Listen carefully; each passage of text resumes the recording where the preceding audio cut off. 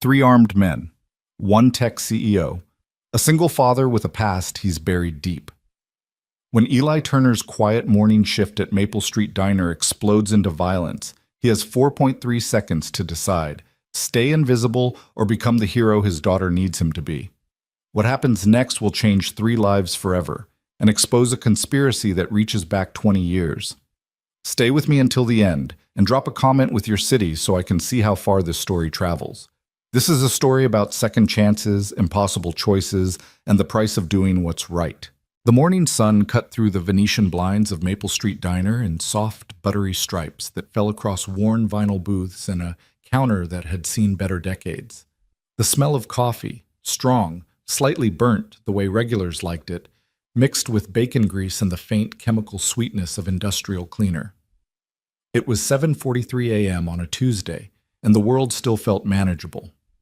Eli Turner moved through the narrow space between tables with the efficiency of a man who'd learned to navigate tighter corridors and darker places. 6'2", broad-shouldered but lean, he carried himself with a stillness that most people mistook for calm. His hands were steady as he refilled coffee cups, his smile practiced but never quite reaching his eyes. The Navy had taught him to compartmentalize, to function on autopilot when necessary, and working the breakfast shift at a third-rate diner in suburban Connecticut required exactly that kind of emotional distance. "More coffee, Mr. Patterson?" Eli's voice was low, pleasant, forgettable. The old man at booth 3 grunted his approval without looking up from his newspaper. Eli poured, moved on. His internal clock told him it was 12 minutes until his shift ended. 12 minutes until he could collect Sophie from the corner booth, where she'd been working on her math homework since 6:30, drive her to school, and then collapse in their studio apartment for 3 hours before his afternoon shift at the warehouse. This was life now. This was normal. Sophie looked up from her worksheet as he passed, her dark eyes, his eyes, bright despite the fatigue that shadowed them. 9 years old and already too familiar with hospital waiting rooms and insurance denials. She'd inherited her mother's smile, the one that could light up a room, but lately that smile came less frequently. "Almost done, Peanut?" he asked, touching her shoulder briefly as he moved past. "Two more problems," she said, chewing her pencil eraser. "Dad, is a negative times a negative really a positive? That doesn't make sense." "That's because math is a liar," he said, deadpan, and was rewarded with her giggle. Worth it. Everything was worth it for that sound. The bell above the door chimed. Eli's training kicked in before his conscious mind registered the details. 3 men, late 20s to early 30s, moving wrong, too purposeful, too synchronized. The first one through the door swept the room with his eyes in a pattern Eli recognized: threat assessment. The second kept his right hand inside his jacket. The third locked the door behind them and flipped the sign to closed. Time didn't slow down, that was movie bullshit, but Eli's perception sharpened. Adrenaline dumped into his bloodstream. His heart rate elevated to exactly 120 beats per minute, the optimal zone for tactical performance. His peripheral vision expanded. The diner held 11 people, not counting himself and Sophie. Mr. Patterson at booth 3. Maria, the other waitress, behind the counter. Danny, the cook, invisible in the kitchen but probably hungover. 2 truckers at the counter. A young couple in booth 5 who'd been arguing about money. 3 construction workers in booth 7, still muddy from an early job. And the woman in booth 1. She sat alone, facing the door, wearing sunglasses despite the dim interior. Designer clothes trying and failing to look casual. Eli had clocked her as out of place the moment she'd walked in 40 minutes ago. Money, power, hiding, the trifecta of someone running from something. The lead man pulled out a gun. "Nobody moves, nobody dies," he announced, his voice carrying the flat effect of someone who'd said this before. "We're here for one person. The rest of you are irrelevant." The diner erupted in the predictable chaos of civilians encountering violence and screaming. One of the truckers knocked over his coffee. Maria dropped a plate. The sound of shattering ceramic was absurdly loud. Eli didn't move. His body remained relaxed, his face carefully blank, but his mind was sprinting through calculations. 3 hostiles, at least 2 confirmed weapons. Unknown additional firepower. 11 civilians. Unknown tactical training of the hostiles. Unknown objective. No. Known objective. All three men were looking at the woman in booth 1. She'd removed her sunglasses. Eli caught a glimpse of her face for the first time, really saw her, and recognition flickered. He didn't follow business news, didn't care about tech billionaires or Silicon Valley drama, but even he'd seen this face. Claire Donovan, CEO of Nexus Technologies, Forbes covers, TED Talks, the woman who'd revolutionized cloud security and made her first billion before 30, and now apparently someone's target. Ms. Donovan, the lead gunman said, almost polite. We're going to take a ride together. You come quietly, nobody gets hurt. You make this difficult, people die, starting with the kid. The gun swung towards Sophie. Everything in Eli's world crystallized to a single point of absolute clarity. The Navy had spent 6 years teaching him to kill, but his training had broken him down and rebuilt him into something harder, sharper. SEAL Team 4 had refined that weapon through deployments in Afghanistan, Iraq, and places that didn't officially exist. He'd learned to shoot, to fight, to infiltrate, to survive. He'd learned to make impossible decisions in fractions of seconds. He'd also learned that some things were worth dying for. Hey! Eli's voice cut through the chaos, calm as glass. Hey, asshole, eyes on me. The lead gunman's attention snapped to him. Behind Eli, Sophie made a small, frightened sound. He couldn't look at her. If he looked at her, his nerve would break. You're making a mistake, Eli said, taking a slow step away from Sophie's booth, drawing them away from her. You don't want to do this here. Too many witnesses, too many variables. You're smarter than this. Get on the ground, the gunman ordered. Can't do that, Eli said. Another step. His hands were visible, empty, non-threatening. His body language read as frightened but compliant. Every piece of his training said to wait, to assess, to not engage unless absolutely necessary. But Sophie was in the kill zone. I said, get on the ground. You're not going to shoot, Eli said, and took another step. Close enough now. Almost. Too loud. Too messy. You need her alive and cooperative. That means you need leverage, not corpses. So let's all take a breath and... The gunman's finger tightened on the trigger. Eli moved. The distance between them was 8 feet. Eli covered it in 1.2 seconds. His first strike was a palm heel to the gunman's wrist, redirecting the weapon away from civilians.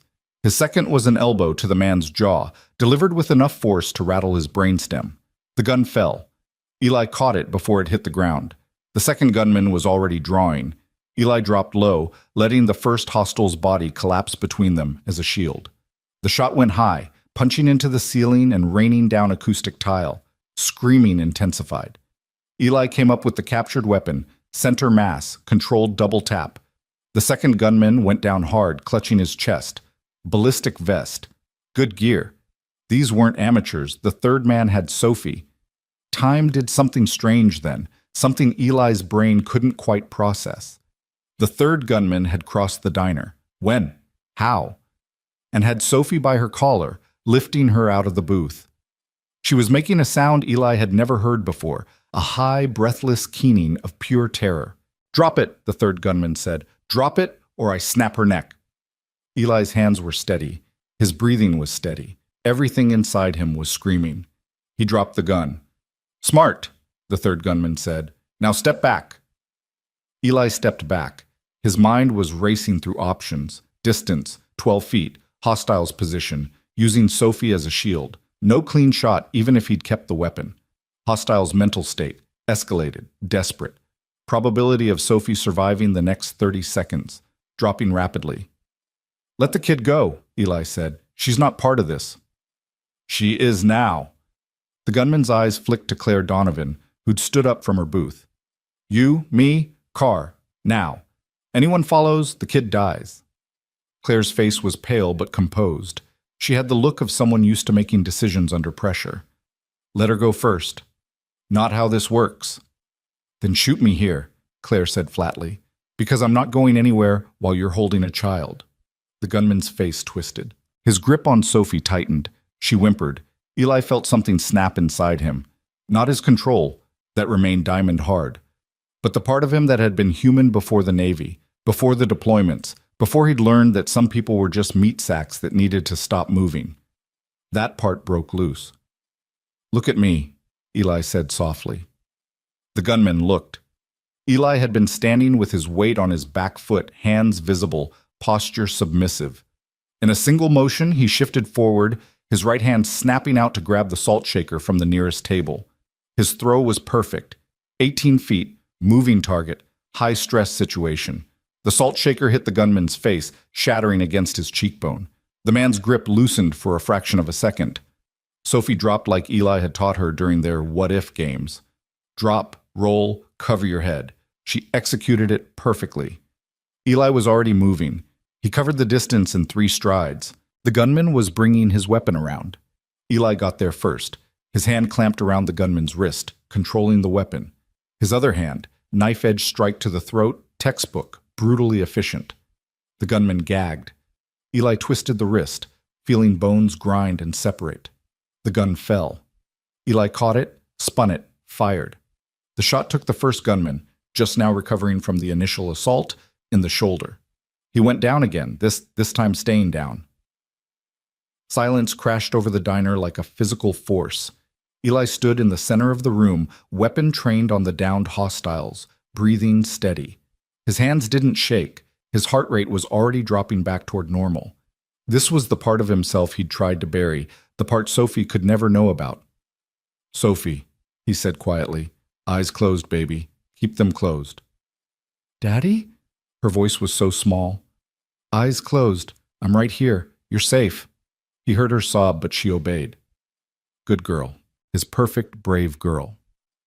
Maria was on the phone with 911, her voice high and fast. Mr. Patterson hadn't moved from his booth, in shock or just stubborn. Eli couldn't tell. The truckers were on the floor. The young couple was clutching each other.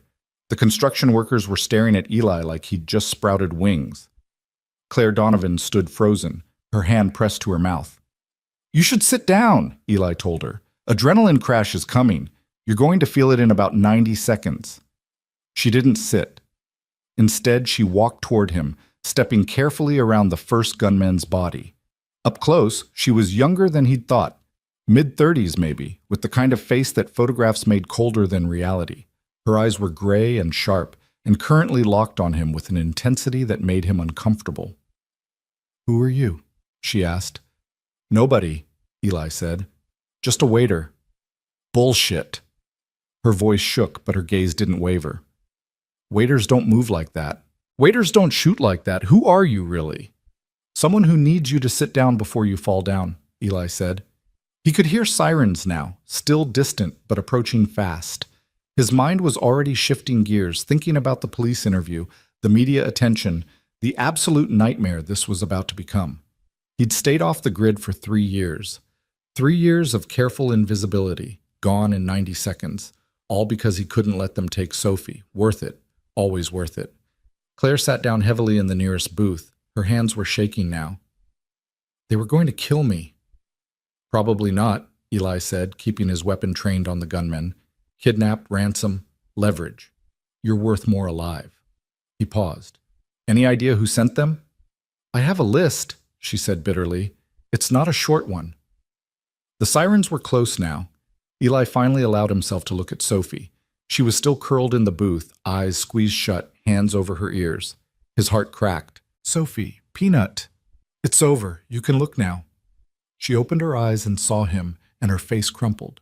She was up and running to him before he could stop her, wrapping her thin arms around his waist, sobbing into his shirt. The gun was still in his hand. He couldn't put it down until the police arrived, couldn't risk one of the hostiles recovering and grabbing it. So he just stood there, weapon trained on broken men, while his daughter cried and the sirens screamed closer and his carefully constructed life disintegrated like smoke. Claire watched them with an expression he couldn't read. The police arrived in a chaos of flashing lights and shouted commands. Eli set the weapon down carefully, stepped away from it, kept his hands visible. He knew the drill. Don't make any sudden moves. Don't give them a reason. He was a 6'2" male with military bearings standing over 3 injured men with a gun on the floor. The optics were bad. "On the ground, Now! Eli complied, kneeling first, then prone. Sophie was screaming his name. Someone pulled her away. That hurt worse than anything that had happened in the fight. He saved us! That was Maria, bless her. Those men came in with guns. He stopped them. He's a hero. The officer kneeling on Eli's back didn't ease up, but his partner was already talking to witnesses. The story came out in a rush of overlapping voices. The consensus was clear. Eli was the good guy. The men on the floor were the threat. It took 20 minutes to sort out. 20 minutes of Eli face down on the diner floor, hands cuffed behind his back, while Sophie cried and witnesses gave statements and paramedics worked on the gunmen. All three would live. Eli had controlled his shots, his strikes. He'd used exactly as much force as necessary and no more. That was training talking. The other part of him, the part that had seen Sophie in that man's grip, had wanted to keep hitting until there was nothing left to hit. Finally, they uncuffed him. A detective named Morrison took his statement, and Eli gave him the minimum. Ex-Navy, separated 6 years ago, working 2 jobs, single father, wrong place, wrong time, did what he had to do. He left out the SEAL part, left out the deployments, left out everything that mattered. Morrison looked at him like he knew there was more, but wasn't going to push. Not today. You're free to go. We'll need you to come in for a formal statement tomorrow. What about my daughter? She's with Child Services right now, just temporary, just until we... No. Eli's voice was flat, absolute. No, she stays with me. Sir, she witnessed a violent... She's mine. She stays with me. Non-negotiable. They stared at each other. Morrison blinked first. I'll see what I can do. What he did was bring Sophie back 10 minutes later, wrapped in a foil blanket that made her look impossibly small. She launched herself at Eli again, and this time he caught her properly, lifting her up despite the fact that she was getting too big for this. She wrapped around him like a limpet. I was so scared, she whispered into his neck. I know, Peanut, I know, but you were so brave. You did exactly what I taught you. I'm so proud of you. Are you in trouble? No, I'm not in trouble. Everything's okay now. It was a lie, but a necessary one. Nothing was okay. Nothing would be okay again. Claire Donovan was giving her own statement to a different detective, but her eyes kept drifting to Eli and Sophie. When she finished, she walked over. Up close, holding his daughter, Eli realized how tall she was, maybe 5'10". She looked at Sophie first, her expression softening. Is she all right? She will be, Eli said. Claire nodded, then to Sophie, You were very brave. What's your name? Sophie. Her voice was muffled against Eli's shoulder, but she turned her head enough to be polite. Sophie Turner. I'm Claire. Your dad saved my life today, Sophie. I won't forget that. Sophie didn't respond. Eli felt her grip tighten. Claire looked at Eli. I need to speak with you. Not now. I understand you need to get her home, but soon.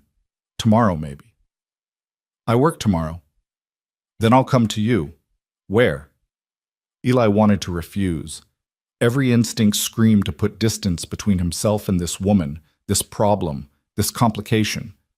But he saw something in her eyes, a determination that suggested she'd find him whether he gave his address or not. Maple Street Diner, he said finally. Lunch shift, 11 to 3. I'll be there at noon. She touched Sophie's back gently. Take care of each other. Then she was gone, escorted out by her own security detail. Where the hell had they been during the attack? And surrounded by a sudden swarm of reporters who'd caught wind of the story. Eli carried Sophie out the back entrance. The news vans were already multiplying like viruses. Someone shouted his name. He ignored them. His truck was parked 2 blocks away, a 15-year-old Ford that burned oil and had a passenger door that only opened from the outside. He buckled Sophie into the front seat, no back seat, no room for one, and drove home through side streets, avoiding main roads, avoiding anything that looked like media. Their apartment was on the 3rd floor of a building that had given up on maintenance sometime in the Reagan administration. One room that served as bedroom, living room, and dining room. A kitchenette that was really just a hot plate and a mini fridge. A bathroom with a shower that only worked if you jiggled the handle just right. Home. Sophie went straight to her corner, a mattress on the floor with her stuffed animals arranged in precise order, and curled up with Mr. Bear, a threadbare thing she'd had since birth.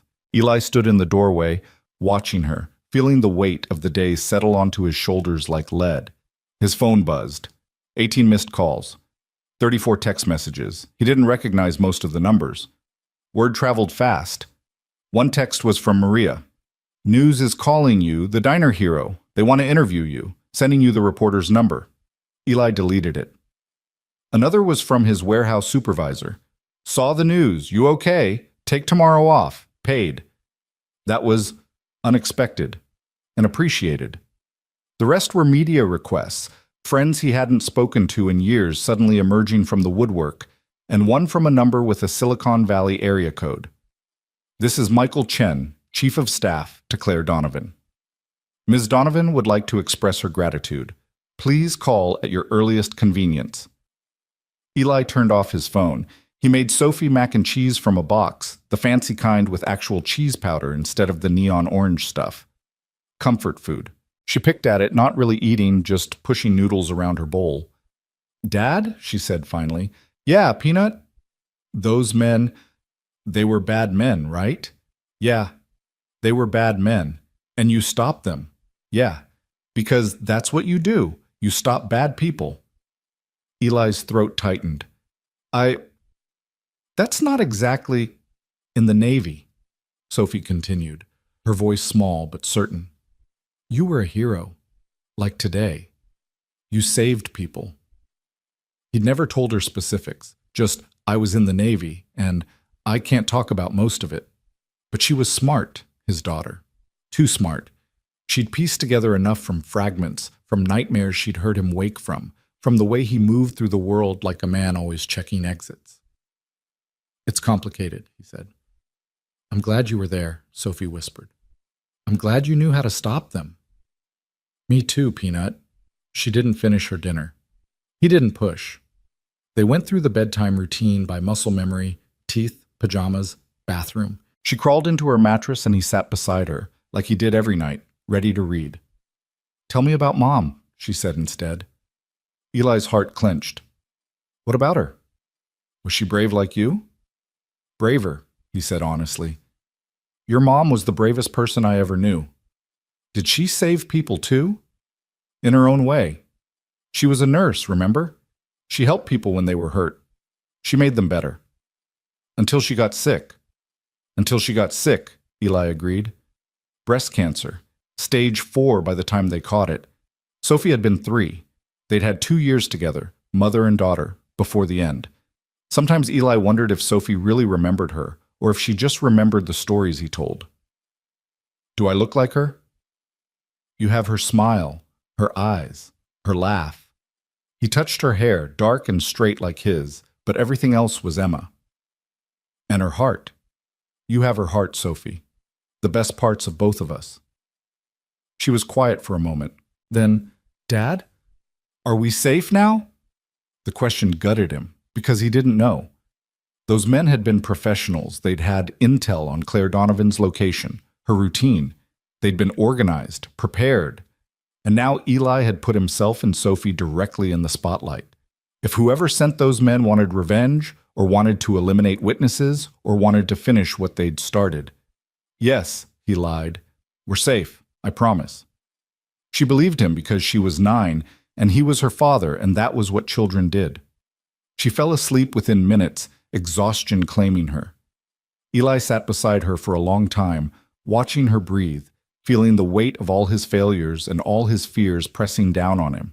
He'd left the Navy to keep her safe, left the life, the purpose, the brotherhood, taken every odd job he could find, lived in this shithole apartment, worked himself to exhaustion day after day, all to give her a normal life.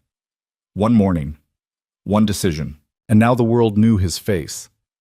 His phone buzzed again, even though he'd turned it off. He checked. More messages flooding in, but one caught his eye. Another Silicon Valley area code. "Mr. Turner, this is Rebecca Walsh, Claire Donovan's attorney. We need to speak urgently regarding this morning's incident. Please call regardless of the time." Eli deleted it. Then he pulled up his contacts and scrolled to a name he hadn't called in 3 years. Martinez. His old lieutenant. One of the few who'd understood why Eli had to leave, who'd kept in touch sporadically, who'd promised, if you ever need anything. The call connected on the third ring. This is Martinez. It's Turner. A pause. Holy shit. Eli? I saw the news. That was you? Yeah. Man, when you said you were done, I didn't think you meant you were going to go full civilian action hero. What the hell happened? Eli gave him the short version. When he finished, Martinez was quiet. Eli, you know this doesn't just go away, right? You're all over the news. Ex-Navy hero. They're digging into your background. How deep can they dig? Depends. Your service record is mostly sealed, but your name and basic service dates are public. If they look hard enough, if they have the right connections, Martinez trailed off. There are people who might recognize you, people from the old days. Not all of them friendly. I know. What are you going to do? I don't know, Eli admitted. Keep my head down. Hope it blows over. And if it doesn't? Eli looked at Sophie, sleeping peacefully in her corner. Then I deal with it, like always. You need backup. You call me. I mean it, Eli. You're not alone. Thanks, brother. He ended the call and sat in the dark, listening to the city noise filtering through thin walls. A siren wailed past, police or ambulance, impossible to tell. Somewhere below, a couple was fighting in Spanish. A dog barked. Normal city sounds. Normal life. Except nothing was normal anymore. Eli's mind kept circling back to Claire Donovan. Why had she been at that diner? A woman worth billions, eating alone in a third-rate breakfast joint in suburban Connecticut. She'd been hiding from something or someone. The attack hadn't been random. Those men had known exactly where to find her, which meant someone on her staff had leaked her location. Which meant she had a bigger problem than just one failed kidnapping attempt. Not your problem, Eli told himself firmly. You saved her life, debt paid. Move on. But he couldn't shake the feeling that this wasn't over. He must have dozed off at some point because he woke to sunlight streaming through the window and Sophie shaking his shoulder. Dad, there are people outside. Eli was on his feet instantly, adrenaline spiking. He crossed to the window and looked down. News vans. At least 5 of them, cameras and reporters clustered around the building entrance. Someone must have found his address. Shit, he muttered. Dad. Sorry. Stay away from the window, Peanut. His phone showed 43 missed calls and counting. The warehouse had called 6 times. The diner had called 4 times. Numbers he didn't recognize made up the rest. One text from Maria. They're offering money for interviews. Big money. Channel 5 offered me $5,000 just to talk about you. I said no, but other people might not. Eli's jaw clenched. $5,000 would cover 3 months of Sophie's medication. He couldn't blame anyone for taking that offer. Another text from Michael Chen. Mr. Turner, please respond. Ms. Donovan is concerned for your safety and would like to discuss options. We can provide security and legal counsel. That made him pause. Security. Legal counsel. Things he couldn't afford and might desperately need. Before he could respond, someone knocked on the door. Eli tensed, positioning himself between Sophie and the entrance. Yeah? Mr. Turner? I'm Detective Morrison. We spoke yesterday. Can we talk? Eli checked the peephole. Morrison, looking tired and holding 2 coffee cups. Alone. He opened the door but didn't invite the detective in. Something wrong? Just wanted to give you a heads up. Morrison handed him one of the coffees. The men from yesterday. 2 are singing. They're giving up their employer. Eli's pulse quickened.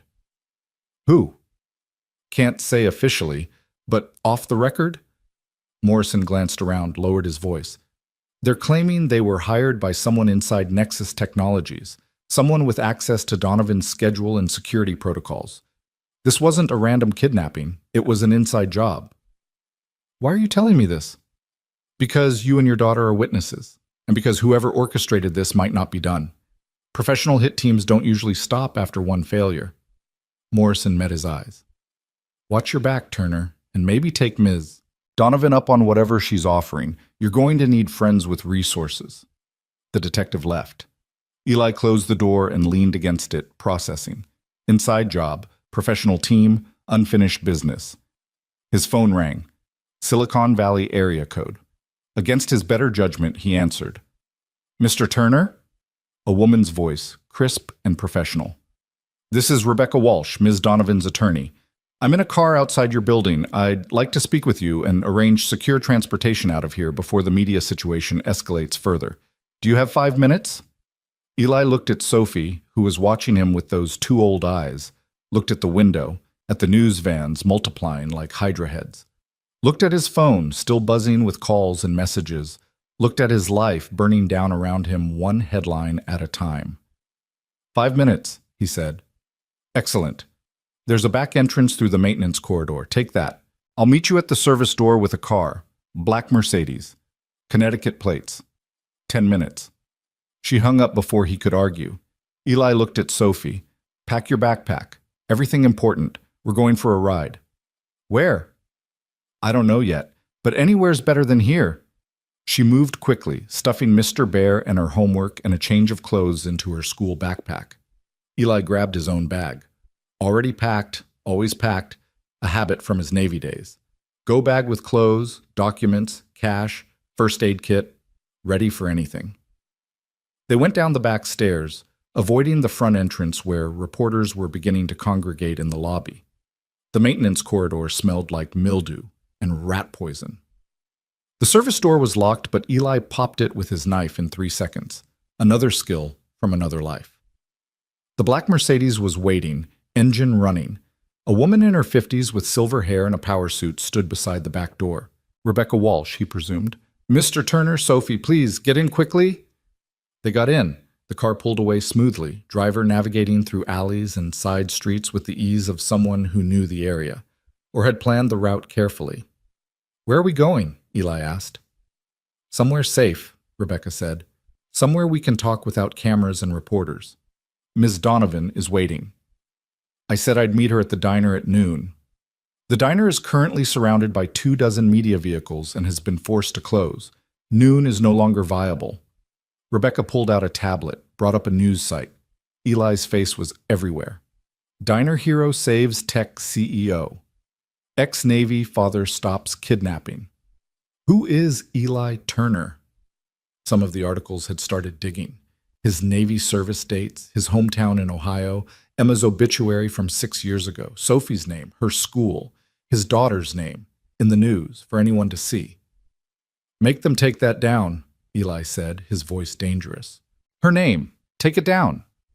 We're working on it, Rebecca assured him. But you need to understand, this story has national attention now. By this evening, it'll be international. You're not going back to anonymity, Mr. Turner. That door is closed. The question is how you manage what comes next.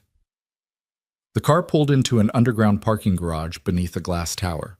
Private elevator, keycard access, up to the 30th floor.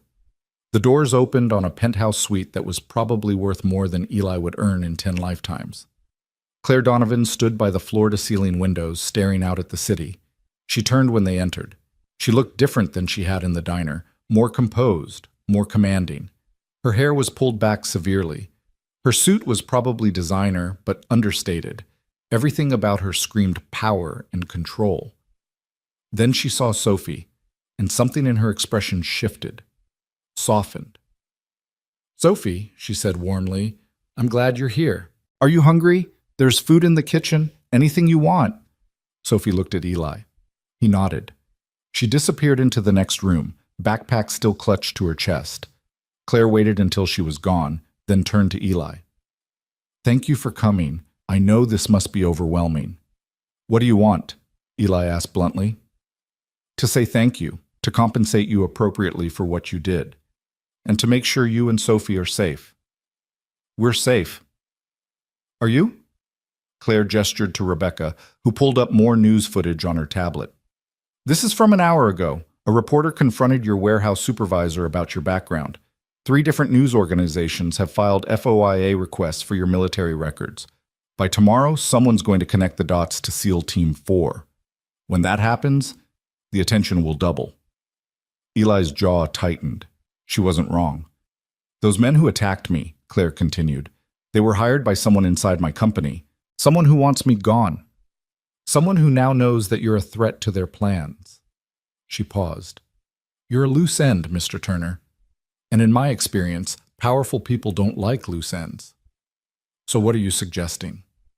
Let me help you. Security for Sophie, legal representation to protect your privacy, financial compensation for what you've lost, your anonymity, your peace of mind. I don't want money. Everyone wants money, Claire said. Not cruel, just factual. But I'm guessing what you really want is for your daughter to be safe and for this to go away.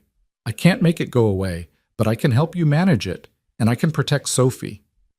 Eli studied her, looked for the angle, the manipulation, the hidden agenda, found only exhaustion and something that looked almost like fear. Why do you care? He asked. Because you saved my life. Because I know what it's like to have the world watching your every move. Because I have resources you need, and you have skills I need. She took a breath. Because in about 5 minutes, someone is going to walk through that door with an offer that will change everything. And I wanted to talk to you first, honestly. No bullshit. As if on cue, the elevator chimed. Claire's chief of staff, Michael Chen, emerged, followed by a man in an expensive suit. The man looked at Eli with the calculating gaze of someone used to reading assets and liabilities. Ms. Donovan, the man said, I see you've already recruited Mr. Turner. Excellent. That saves time. He extended his hand to Eli. I'm Cameron Steele. I was your father's partner many years ago. And just like that, Eli's past reached up and grabbed him by the throat. Eli's hand remained at his side, refusing the offered handshake. His mind was racing through memories he'd spent years trying to bury. His father's workshop, the smell of motor oil and cigarettes, hushed phone conversations that stopped when Eli walked into the room. And a name, mentioned only once before his father died under circumstances the police had called accidental. Cameron Steele. I don't know you, Eli said, his voice flat. Steele's smile didn't waver, but something predatory flickered behind his eyes. Your father and I worked together at Nexus Technologies in its earliest days. He was brilliant, ahead of his time in network security architecture. His death was a tremendous loss to the industry. He died in a car accident when I was 17. Eli's words were measured, controlled. Single vehicle collision. They said he fell asleep at the wheel. A tragedy, Steele agreed, finally lowering his rejected hand. I tried to reach out to you and your mother afterward, but you'd both disappeared. The Navy, I later learned. A fine choice for a young man needing direction. Claire was watching this exchange with an expression Eli couldn't quite read. Rebecca Walsh had gone very still, her fingers hovering over her tablet. Mr. Steele, Claire said carefully, I wasn't aware you knew Mr. Turner. You said you had information about yesterday's incident? Indeed. Steele moved to the windows, hands clasped behind his back like a general surveying a battlefield. I've spent the last 18 hours conducting my own investigation into the attack. The men who attempted to kidnap you were hired through a dark web marketplace by someone using cryptocurrency to cover their tracks. Very professional, very expensive. The police already told me it was an inside job, Claire said. The police know what we've allowed them to know. Steele turned back to face them. The leak came from within the company, yes, but the person who hired those men has been very careful to cover their tracks. Finding them will take resources, time, and expertise in areas where law enforcement is limited. Eli felt the conversation shifting, becoming something else entirely. This wasn't about yesterday's attack. This was about something deeper, older, more dangerous. What does any of this have to do with my father? Eli asked. Steele's expression turned sympathetic in a way that felt rehearsed. Your father discovered something 23 years ago, a vulnerability in our security protocols that could have destroyed the company if exploited. He wanted to go public to warn potential clients.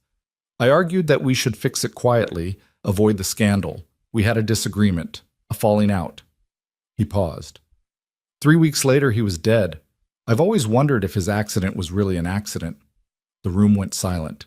Eli could hear his own heartbeat, loud and insistent. Could hear Sophie in the kitchen, talking softly to herself the way she did when she was nervous. You think someone killed him, Eli said. Not a question. I think your father made powerful enemies by threatening to expose corporate malfeasance. And I think those same forces are still at work today. Steele gestured to Claire. Ms. Donovan has been asking uncomfortable questions about Nexus Technologies' original security architecture, questioning decisions made before she took control of the company. If she keeps digging, she might uncover the same things your father found. Claire's face had gone pale. You never told me this. In all the years I've worked with you, you never mentioned, because I had no proof, Steele interrupted smoothly. Only suspicions. But after yesterday's attack, I started pulling threads. And Mr. Turner's involvement is too coincidental to ignore. His father dies under mysterious circumstances. 23 years later, his son saves the life of the woman investigating those same old secrets. Someone is tying up loose ends. Eli's combat training was screaming at him. This was a setup, a manipulation. Steele was feeding them a narrative, controlling the conversation, pushing them toward a predetermined conclusion. But to what end? What do you want? Eli asked. I want to hire you. Steele's attention fixed on Eli with laser focus. Claire needs protection. Real protection. Not the rent-a-cops who failed so spectacularly yesterday. Someone with military training. Someone who can't be bought or intimidated. Someone with a personal stake in uncovering the truth about what happened to your father. I'm not a bodyguard. No, you're better. You're a Navy SEAL with 6 years of combat experience and a clearance level that still shows up in classified databases. You're someone who moves like smoke and thinks 3 steps ahead. You're exactly what Claire needs. How do you know my clearance level? Eli's voice dropped to something dangerous. Steele smiled. I have friends in relevant places, Mr. Turner. Friends who remember your service record. Friends who vouched for your capabilities when I made inquiries this morning. Eli felt the walls closing in. His anonymity was already shredded. Now his classified service history was being casually discussed by a corporate executive he'd met 5 minutes ago. Everything he'd built to protect Sophie was collapsing. Claire stepped between them, her body language defensive. Cameron, we discussed a security consultation, not a job offer. Mr. Turner has his own life, his own responsibilities, his own daughter with a rare autoimmune disorder requiring specialized medication that costs approximately $8,000 per month, Steele said quietly. I did my research, Mr. Turner. Sophie has systemic juvenile idiopathic arthritis. Her current treatment regimen is barely holding the disease at bay. There's an experimental treatment at Johns Hopkins that could potentially put her into remission, but it's not covered by insurance. Cost is roughly $200,000 for the full protocol. Eli's hands clenched into fists. His vision narrowed. You researched my daughter. I researched whether you could be motivated to accept a position that serves everyone's interests. Steele was unrepentant. Claire needs protection. You need resources. Sophie needs medical care. This is a simple transaction dressed in complicated clothing. Get out. Eli's voice was soft, lethal. Get out before I forget there are witnesses. Steele held up his hands in mock surrender. I meant no offense, merely laying out the facts. He turned to Claire. Ms. Donovan, think carefully about what you need right now. You have enemies inside your own company. Your security team failed you yesterday. Mr. Turner is a proven asset who has already demonstrated his capability and willingness to protect you. Pride is expensive. Sometimes the smart move is to accept help, regardless of how it's offered. He left, the elevator doors closing on his satisfied expression. The silence that followed was suffocating. Eli stood rigid, every muscle coiled tight, fighting the urge to put his fist through something. Someone. Claire looked shaken, Rebecca looked calculating, and Michael Chen looked like he wanted to be anywhere else. I didn't ask him to do that, Claire said finally. The research into Sophie, the job offer, that was all him. I wanted to help, to say thank you, not to manipulate you. But you knew he would, Eli said. You knew he'd dig into my background, find leverage, make a play. That's why he was coming. That's what you were warning me about. Claire met his eyes. Yes. I knew Cameron would see you as an asset to be acquired. That's how he thinks. Everything is a transaction. Everyone has a price. I brought you here first because I wanted to talk to you human to human before he turned it into a business negotiation. And now? Now I'm offering you what I should have offered from the start. Claire's voice was steady, certain. A job. Legitimate employment as a security consultant for Nexus Technologies. 6-month contract, $250,000, full medical benefits for you and Sophie. Not because of who your father was, not as leverage, but because I genuinely need someone I can trust. Yesterday proved my existing security is compromised. You're the only person who's proven they'll put themselves between me and a bullet. You don't know me. I know you have a 9-year-old daughter you're working yourself to death to support. I know you left a military career that clearly meant something to you in order to be her father. I know when armed men threatened her, you didn't hesitate. You just acted. That tells me everything I need to know about your character. Eli wanted to say no. Wanted to grab Sophie, walk out, disappear into whatever anonymity he could still salvage.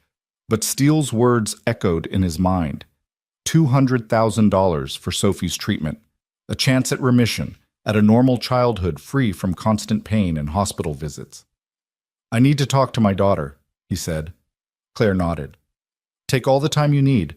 There's a private office through that door. Rebecca, Michael, give us the room. They left. Eli found Sophie sitting at the kitchen island, picking at a sandwich she'd made, her backpack still clutched beside her. She looked up when he entered, and he saw the fear in her eyes. Are we in trouble? She asked. Eli sat down beside her, trying to figure out how to explain adult complications to a 9-year-old. No, Peanut, we're not in trouble. But things are going to change. Because of yesterday. Because of yesterday, he agreed. That lady, Ms. Donovan, she wants to hire me. To keep her safe. It would mean good money, enough to help with your treatment.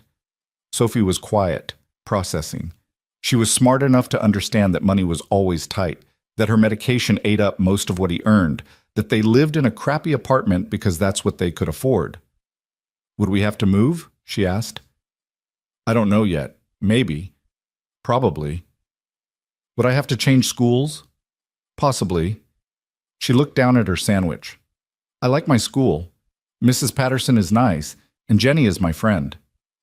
Eli's heart broke a little. Sophie had so few constants in her life.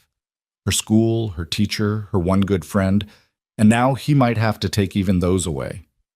I know, baby. I know this is hard. But this could help you get better, really better, not just managing the pain.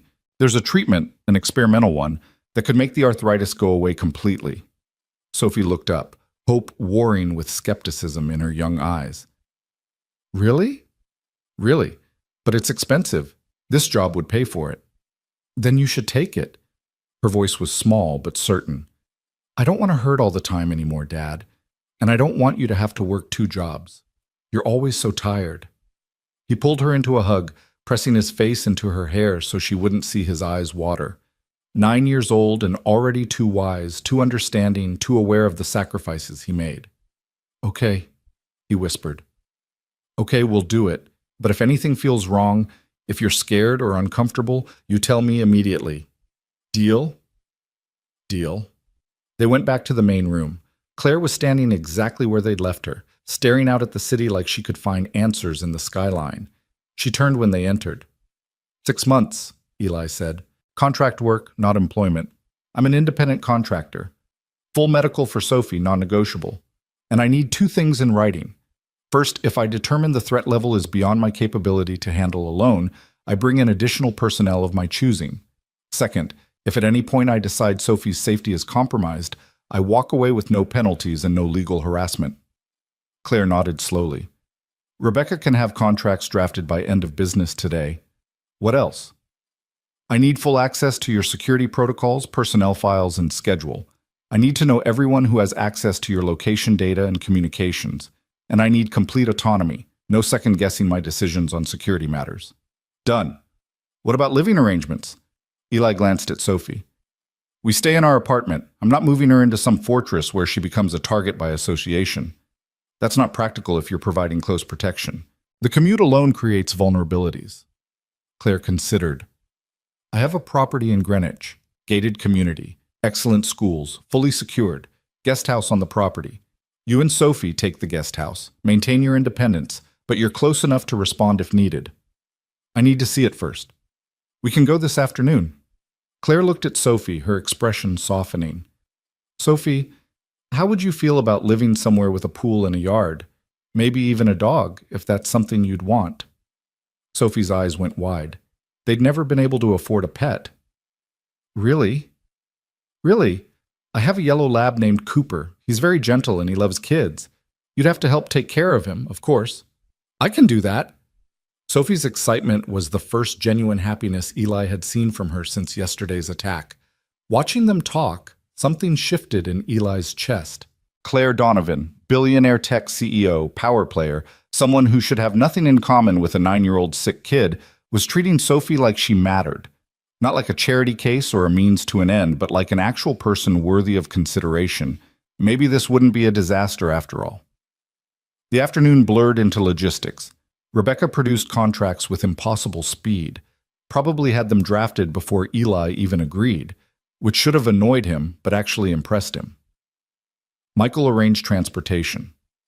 Within 3 hours, they were in a convoy of vehicles heading to Greenwich, news vans following until Claire's security team lost them with a series of practiced maneuvers. The property was exactly what Claire had described. Sprawling estate behind walls and gates, main house that looked like it belonged in a magazine, and a guest house that was nicer than anywhere Eli had ever lived. 2 bedrooms, full kitchen, living room with furniture that didn't look like it had been rescued from a curb. Sophie ran from room to room, her backpack finally abandoned, examining everything with wide eyes. "This is ours?" she asked. "For now," Eli said. "Remember, 6 months." But already he could see her mentally arranging her stuffed animals, claiming the bedroom with the window seat, imagining a life that felt less like survival and more like living. Cooper the yellow lab found Sophie within minutes and decided she was his new favorite person. She laughed, actually laughed, when he licked her face, and Eli felt something in his chest that might have been hope. Claire gave them space to settle in, retreating to the main house with promises to send dinner over. Eli spent the time doing what he did best, assessing, planning, securing. He checked every window lock, tested every door, mapped sight lines and escape routes. Old habits. Necessary habits. His phone buzzed. Martinez, his old lieutenant, calling back. Eli stepped outside to answer.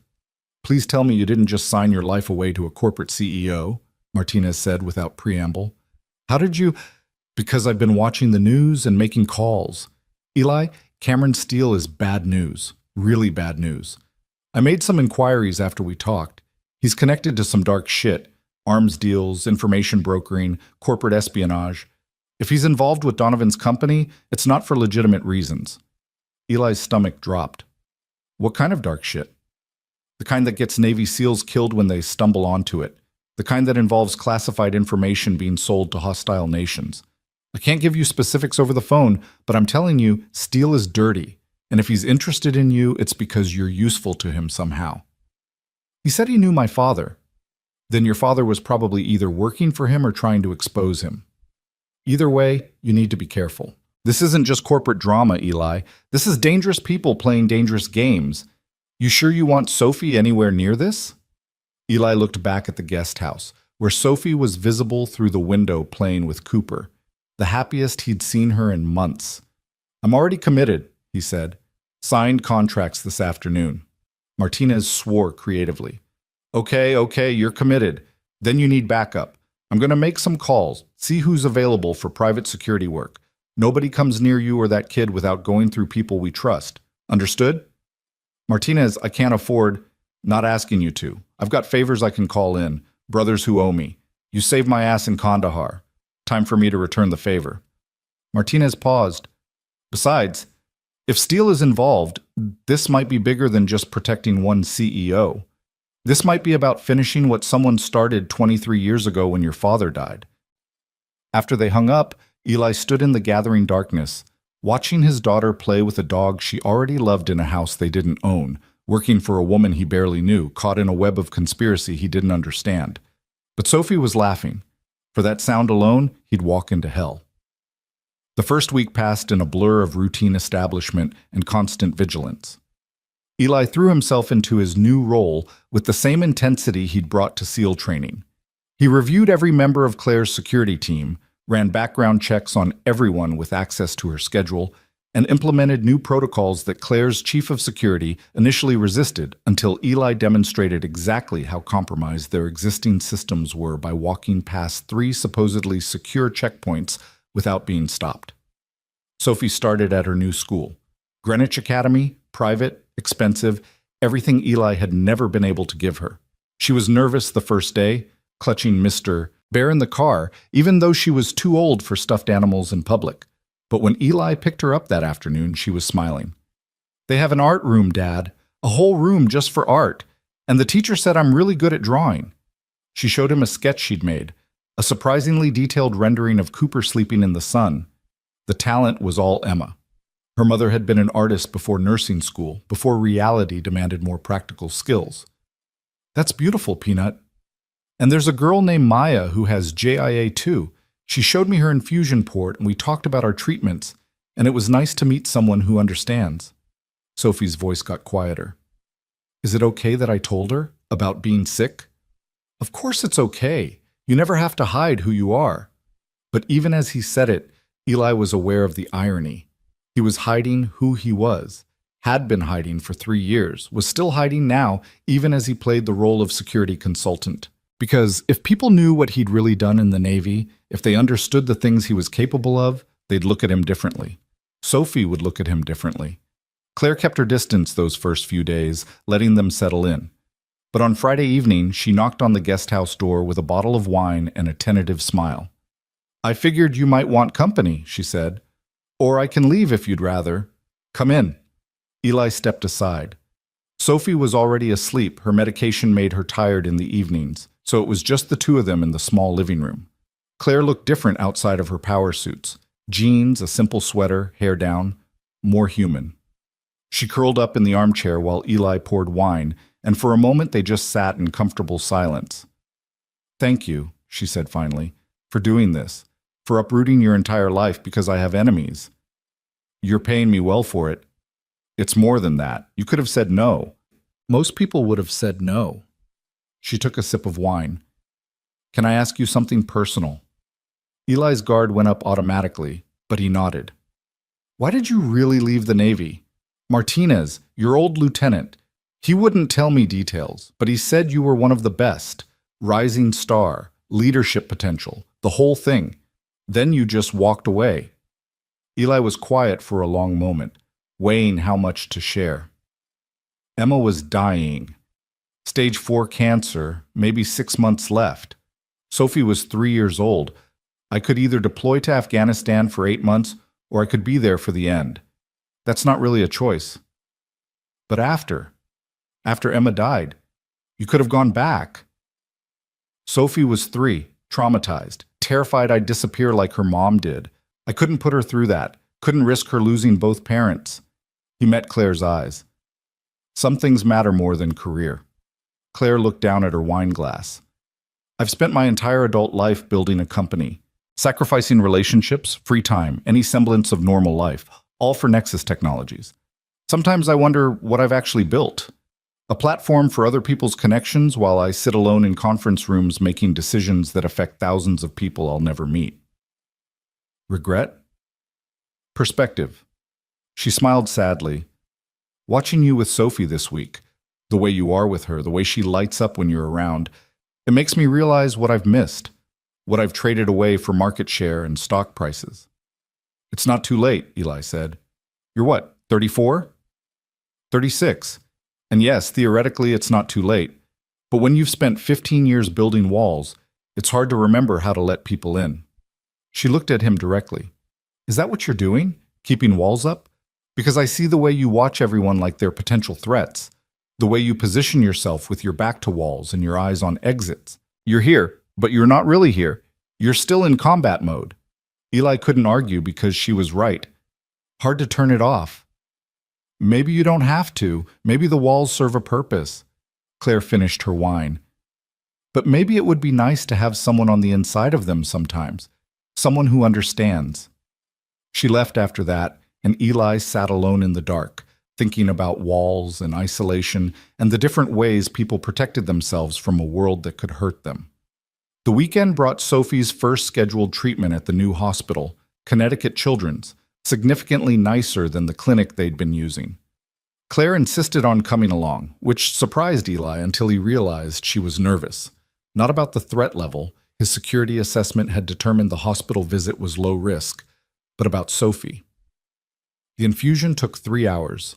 Sophie was a trooper about it like always, barely flinching when the nurse placed the IV. But Eli could see this pain in her eyes, the exhaustion that came with the medication entering her system.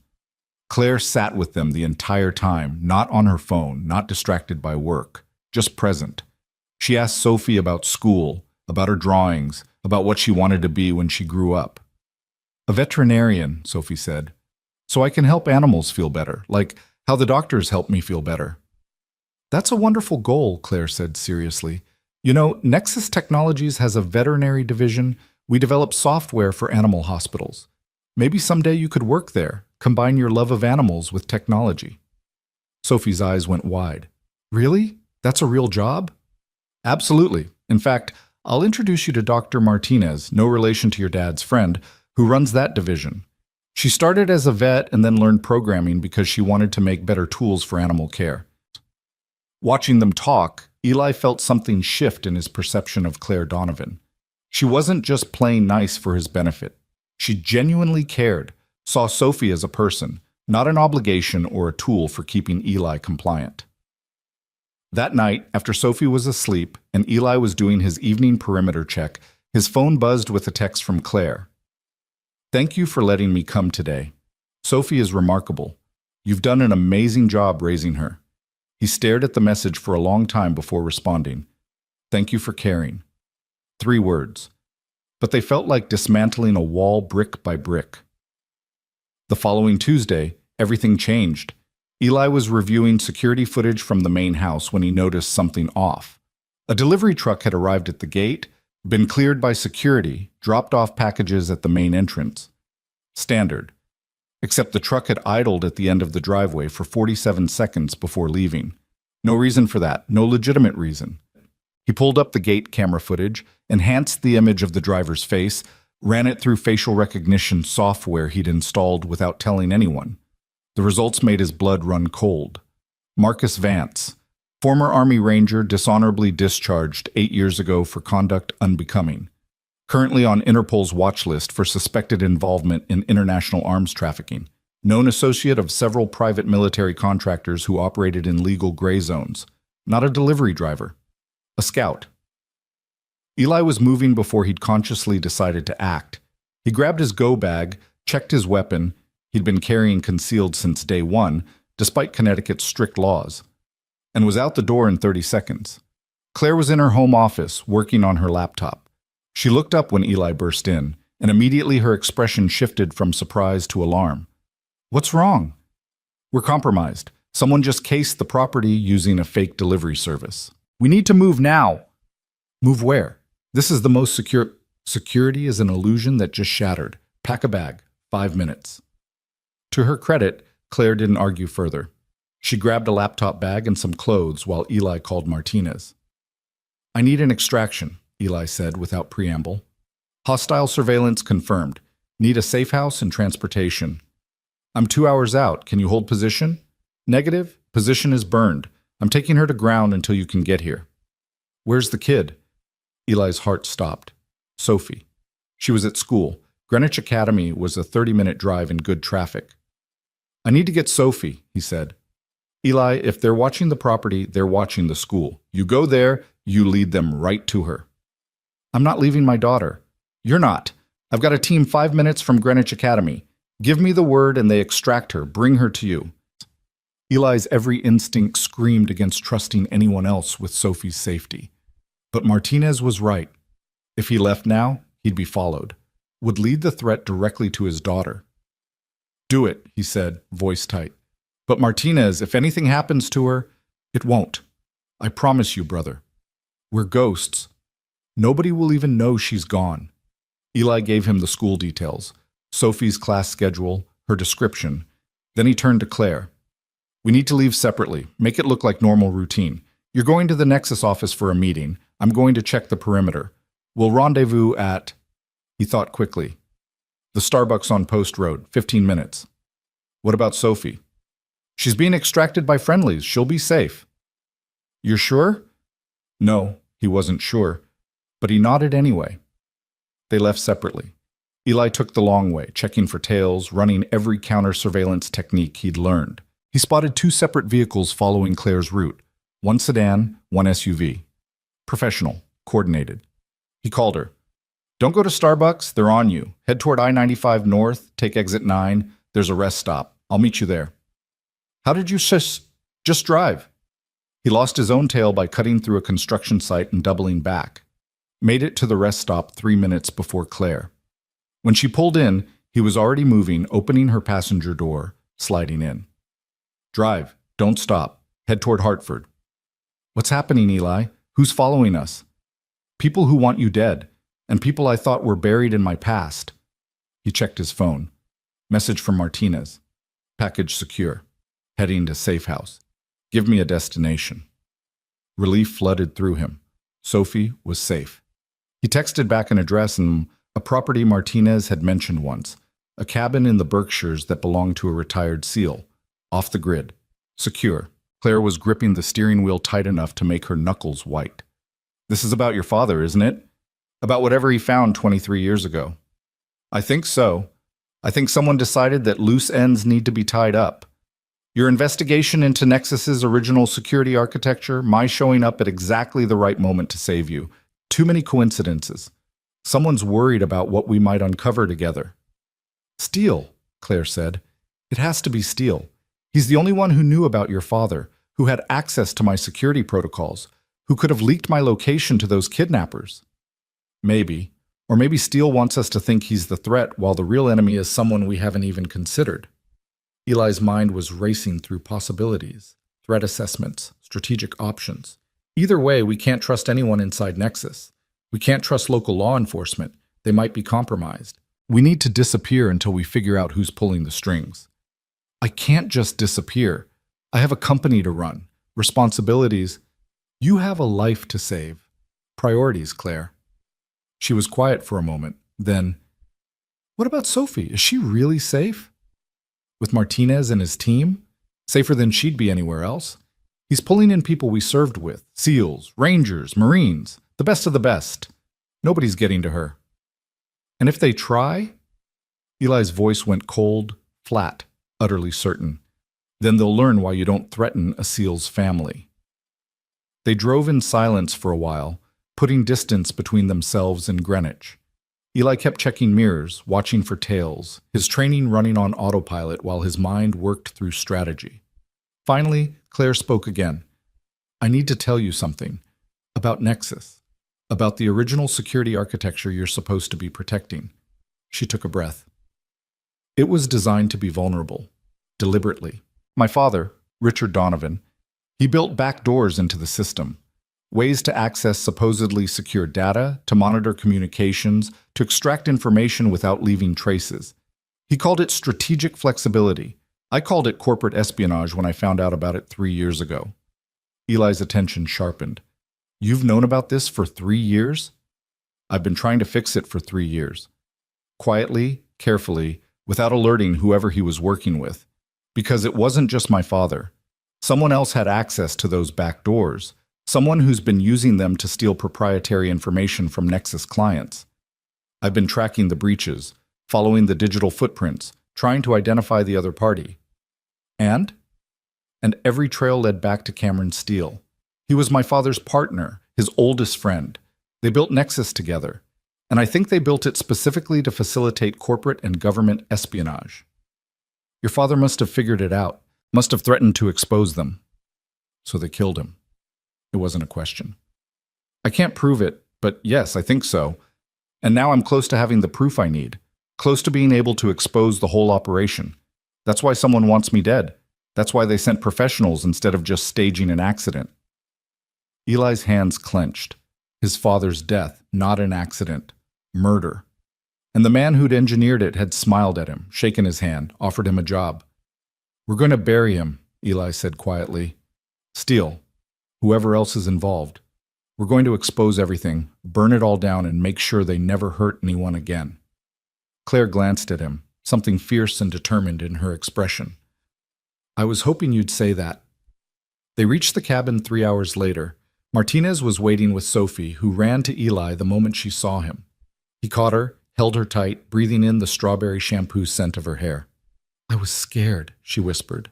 These strange men came and said we had to leave, and I didn't know where you were. I know, Peanut, I'm sorry. But you're safe now, I promise. You're safe. Martinez approached, and Eli saw the rest of the team. 4 men he recognized from various deployments. Brothers, family, people who'd proven themselves in fire and blood. Perimeter is secure, Martinez reported. No tails, no surveillance. We're ghosts. How long can we stay here? Long as you need. Owners overseas for 6 months said we could use the place. It's got supplies, weapons, secure comms, everything we need to plan our next move.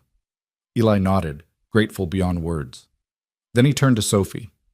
Peanut, I need you to be brave a little longer. We're going to stay here for a bit, like a camping trip. It's going to be different, and maybe a little scary, but Miss Claire and I need to figure some things out. Can you do that? Sophie looked at Claire, then back at Eli. Is Miss Claire in danger? Yes. Because of bad people? Yes. Sophie's jaw set in a way that reminded Eli painfully of Emma. Then we help her. That's what heroes do. And despite everything, the danger, the conspiracy, the impossible odds, Eli smiled. Because his daughter understood something fundamental. Some things were worth fighting for. Some people were worth protecting, even if it meant walking into darkness with no guarantee of coming out the other side. The cabin settled into an uneasy rhythm over the next 48 hours. Sophie adapted with the resilience of childhood, turning the rustic space into an adventure. She helped Martinez's team, Torres, Jackson, Kim, and Rodriguez, set up motion sensors around the perimeter, treating it like a game even as the men treated it like the tactical operation it was. Cooper had come with them, smuggled out in the chaos, and the dog's presence gave Sophie something normal to hold on to when everything else felt like quicksand. Eli watched her laugh at one of Torres's terrible jokes while they assembled a surveillance monitor, and felt his chest tighten. This wasn't the life he'd wanted for her. Hiding in a cabin in the Berkshires, surrounded by armed former special operators, running from threats she was too young to fully understand. But she was alive and safe, and that was all that mattered.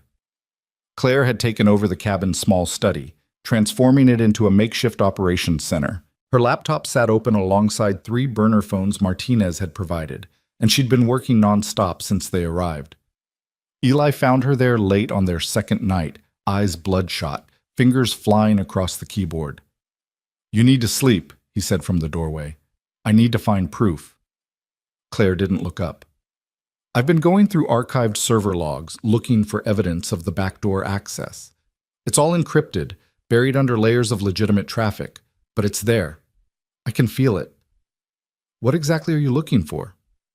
A pattern. The breaches happened at irregular intervals over 15 years, but they all share certain characteristics. Specific ports being accessed, data packets routed through the same offshore servers, timestamps that correspond to major corporate acquisitions or government contract negotiations.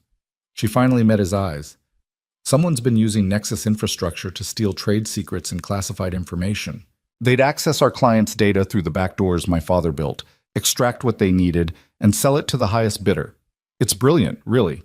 Nexus provides the access, claims plausible deniability because technically our systems aren't compromised.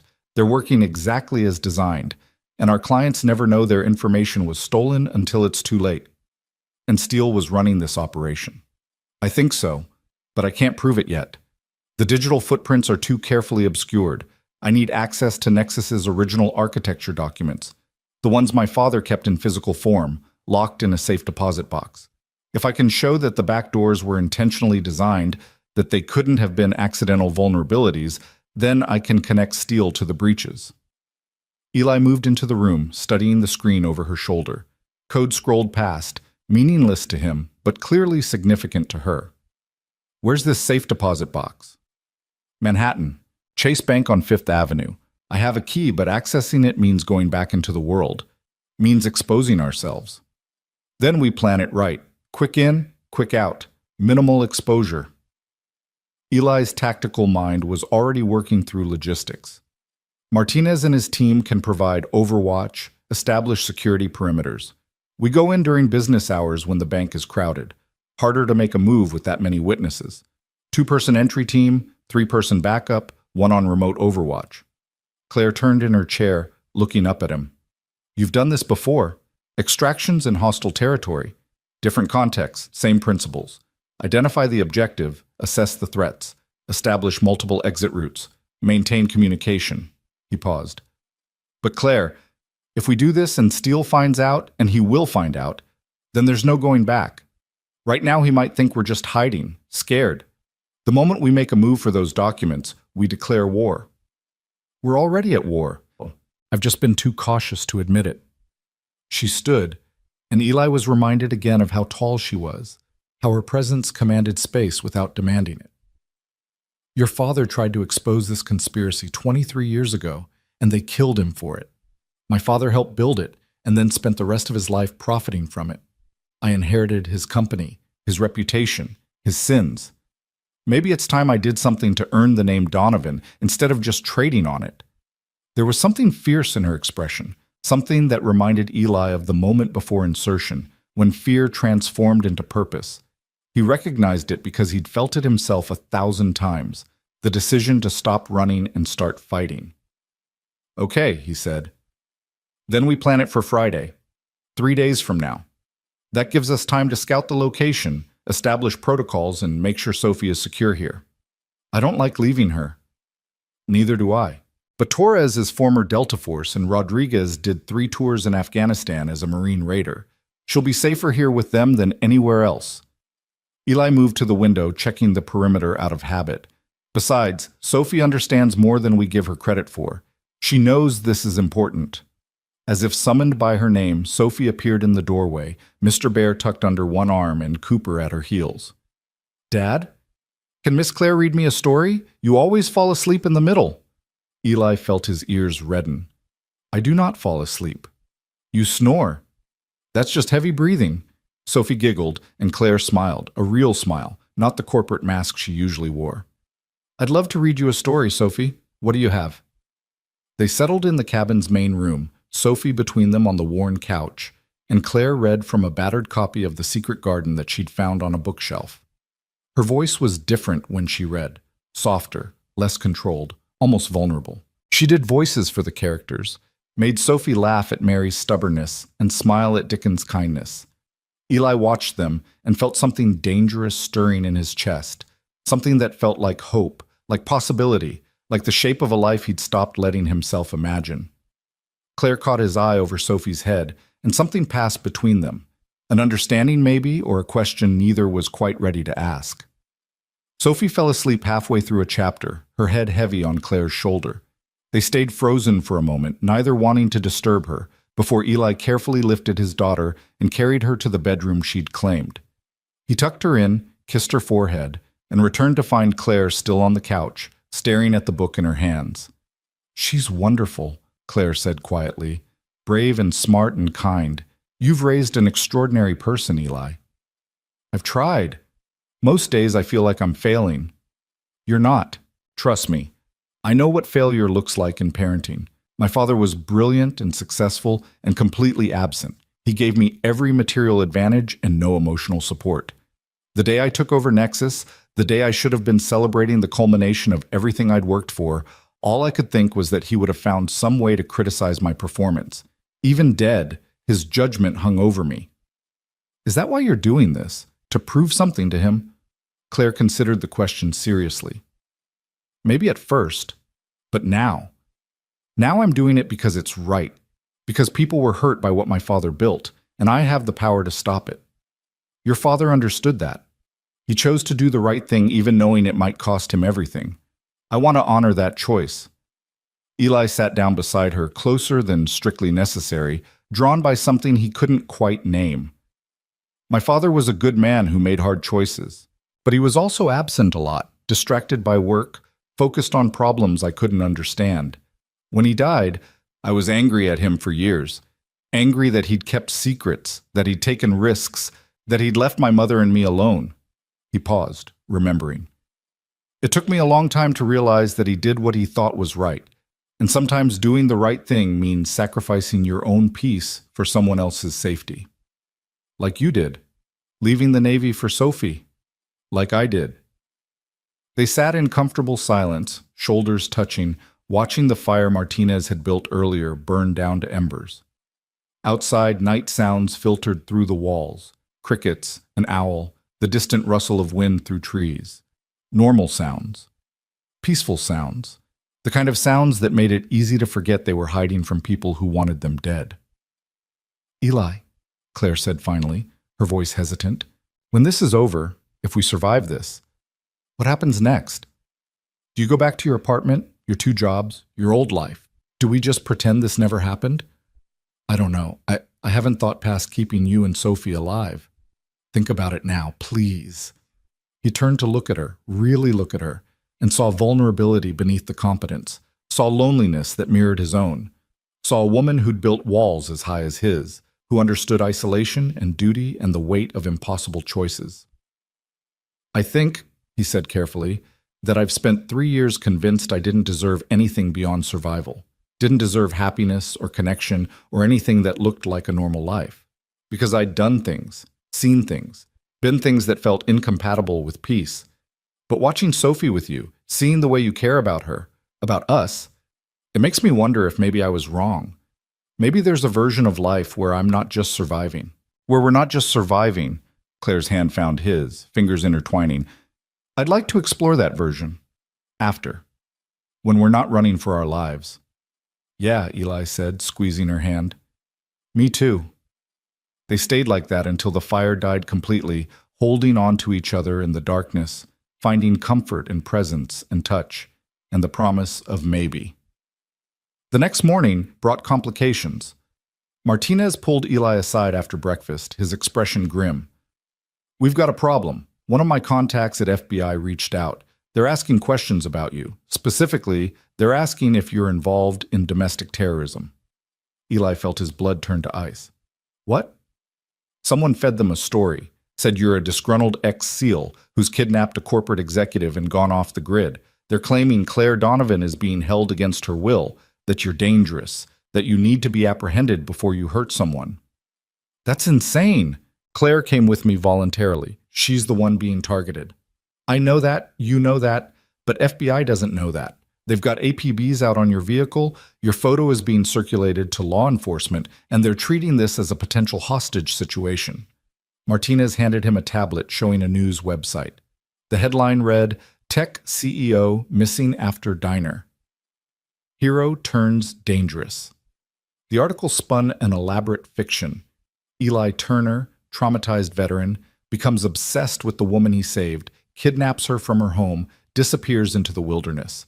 Anonymous sources claimed he'd been unstable since leaving the Navy, that his daughter was being used as leverage to ensure Claire's compliance, that authorities feared for her safety. It was masterful character assassination. Every true fact twisted just enough to support the false narrative. His SEAL background became evidence of violent tendencies. His protective actions at the diner became obsessive fixation. Even Sophie's illness was weaponized, portrayed as a motive for extortion. "Steele," Eli said flatly. "This is Steele. He's using law enforcement to hunt us, making us the criminals so we can't go to the authorities for help." "That's what I figured, which means our timeline just accelerated. You go into Manhattan now, every cop in the city is looking for you. You'll be spotted, detained, separated from Claire, and then—" Martinez trailed off, but the implication was clear. And then Steele would have Claire vulnerable and Eli in custody, unable to protect anyone. Claire emerged from the study, laptop in hand, having clearly overheard. "We can fight this. I can put out a statement, do a video call with media, prove I'm here voluntarily." "Which tells Steele exactly where we are and confirms we're working together," Eli countered. "The moment you surface, he'll know we're onto him. He'll destroy evidence, disappear assets, and will never prove anything. So we're trapped. We can't move forward without exposing ourselves, but we can't stay hidden because law enforcement is actively hunting us." Eli's mind raced through tactical options, discarding each as quickly as it formed. They needed those documents from the safe deposit box, needed the proof that would exonerate Claire and expose Steele's conspiracy. but accessing them now meant walking into what was essentially a trap. Unless. What if I don't go? Eli said slowly. What if Claire goes alone, with someone who isn't a wanted fugitive providing security? You want to send her into danger without you? I want to send her into danger with someone Steele doesn't know about. Someone who can move invisibly because they're not on anyone's radar. Eli turned to Martinez. You still have contacts in the private security sector? Someone good? Someone we can trust absolutely? Martinez considered. Maybe. There's a woman, Kayla Chen, former Secret Service. She left the agency last year, started doing independent close protection work. Discreet, professional, and clean. No connection to any of us that Steele could trace. Can you reach her? Probably. But Eli, you sure about this? Letting Claire go without you? Every instinct screamed no. Screamed to stay close, to be the wall between Claire and danger, to control every variable personally. But strategy demanded sacrifice, demanded trust. No, Eli admitted. I'm not sure. But it's the smart play. I stay here with Sophie, visible if anyone's tracking us. Claire goes dark with new security, makes the bank run, and extracts the documents. We're splitting Steele's attention, forcing him to cover multiple angles. Claire was shaking her head before he finished. I don't like it. What if something goes wrong? What if Steele has people watching the bank? Then Kayla Chen gets you out. That's her job. And you'll have Martinez's team providing remote overwatch, cameras, communications, backup plans. Eli moved closer to her, voice low. I don't like it either. But our options are limited and getting worse. This gives us the best chance of success. She held his gaze for a long moment, and Eli saw the fear there, carefully controlled but present. Saw her weighing risks and odds and terrible possibilities. Saw her make the same decision he'd made 1,000 times in combat, to do the necessary thing despite the cost. Okay, she said. Call this Kayla Chen. Set it up. Martinez made the call. Within 3 hours, Kayla Chen arrived at the cabin. A compact woman in her early 40s with observant eyes and the kind of relaxed readiness that marked elite training. She assessed the situation quickly, asked sharp questions, and laid out a plan that Eli had to admit was solid. We go in Thursday morning, early. Less traffic, fewer civilians, better sight lines. I'll be dressed as Claire's assistant, professional but forgettable. We enter the bank at opening, access the safe deposit box, extract the documents, and exit within 15 minutes. I'll have 3 escape routes planned, a vehicle staged 2 blocks away, and a safe house in Queens where we can review the documents before deciding next moves. What about surveillance? Eli asked. If Steele's watching the bank, then we deal with it. I've run protective details in war zones and corporate espionage cases. This is well within my capability. Kayla's expression was calm, confident. Ms. Donovan will be safe. You have my word. Eli wanted to argue, to insist on going himself, to not trust Sophie and Claire's safety to anyone else. But Martinez caught his eye and gave a small shake of his head. Stand down. Trust the professional. Okay, Eli said, the word tasting like defeat. Thursday morning. But I want live communication the entire time. Body camera, open comms channel, GPS tracking, non-negotiable. Done. Kayla extended her hand. I'll keep her safe, Turner. I promise. They shook, and Eli felt the weight of that promise settle over him like armor. He'd spent 6 years learning to work with teams, to trust his brothers in arms, to understand that no one person could control every outcome. This was the same principle. Trust the team, trust the plan. But God, it was hard. The next 36 hours crawled past with agonizing slowness. Eli ran through every scenario he could imagine, gaming out responses and contingencies. Martinez and his team prepped equipment, communications gear, surveillance tech, backup weapons. Sophie seemed to sense the tension and stayed close to Eli, quieter than usual, drawing elaborate pictures of Cooper chasing butterflies that she presented to Claire like peace offerings. Claire spent hours reviewing the plan with Kayla, memorizing routes and protocols. In the evenings, she'd sit with Sophie, reading more chapters of The Secret Garden, her voice steady, despite the fear Eli knew she must be feeling.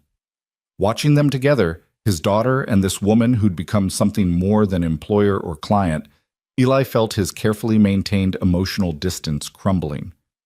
On Wednesday night, after Sophie was asleep, Claire found him on the cabin's porch. He'd been staring into darkness, running threat assessments on an endless loop when she sat down beside him. "Can't sleep?" she asked. "Haven't slept properly in 3 days. Join the club." She was quiet for a moment. "Eli, I need to tell you something before tomorrow. In case..." Don't say in case. We plan for success, not failure. But if something does go wrong, I need you to know." She turned to face him, and in the moonlight her face was pale but determined. "These past 2 weeks, living here, being with you and Sophie, it's been the most real my life has felt in years, maybe ever. I've spent so long being Claire Donovan, CEO, always performing, always calculating, never just being. But with you, I don't have to perform.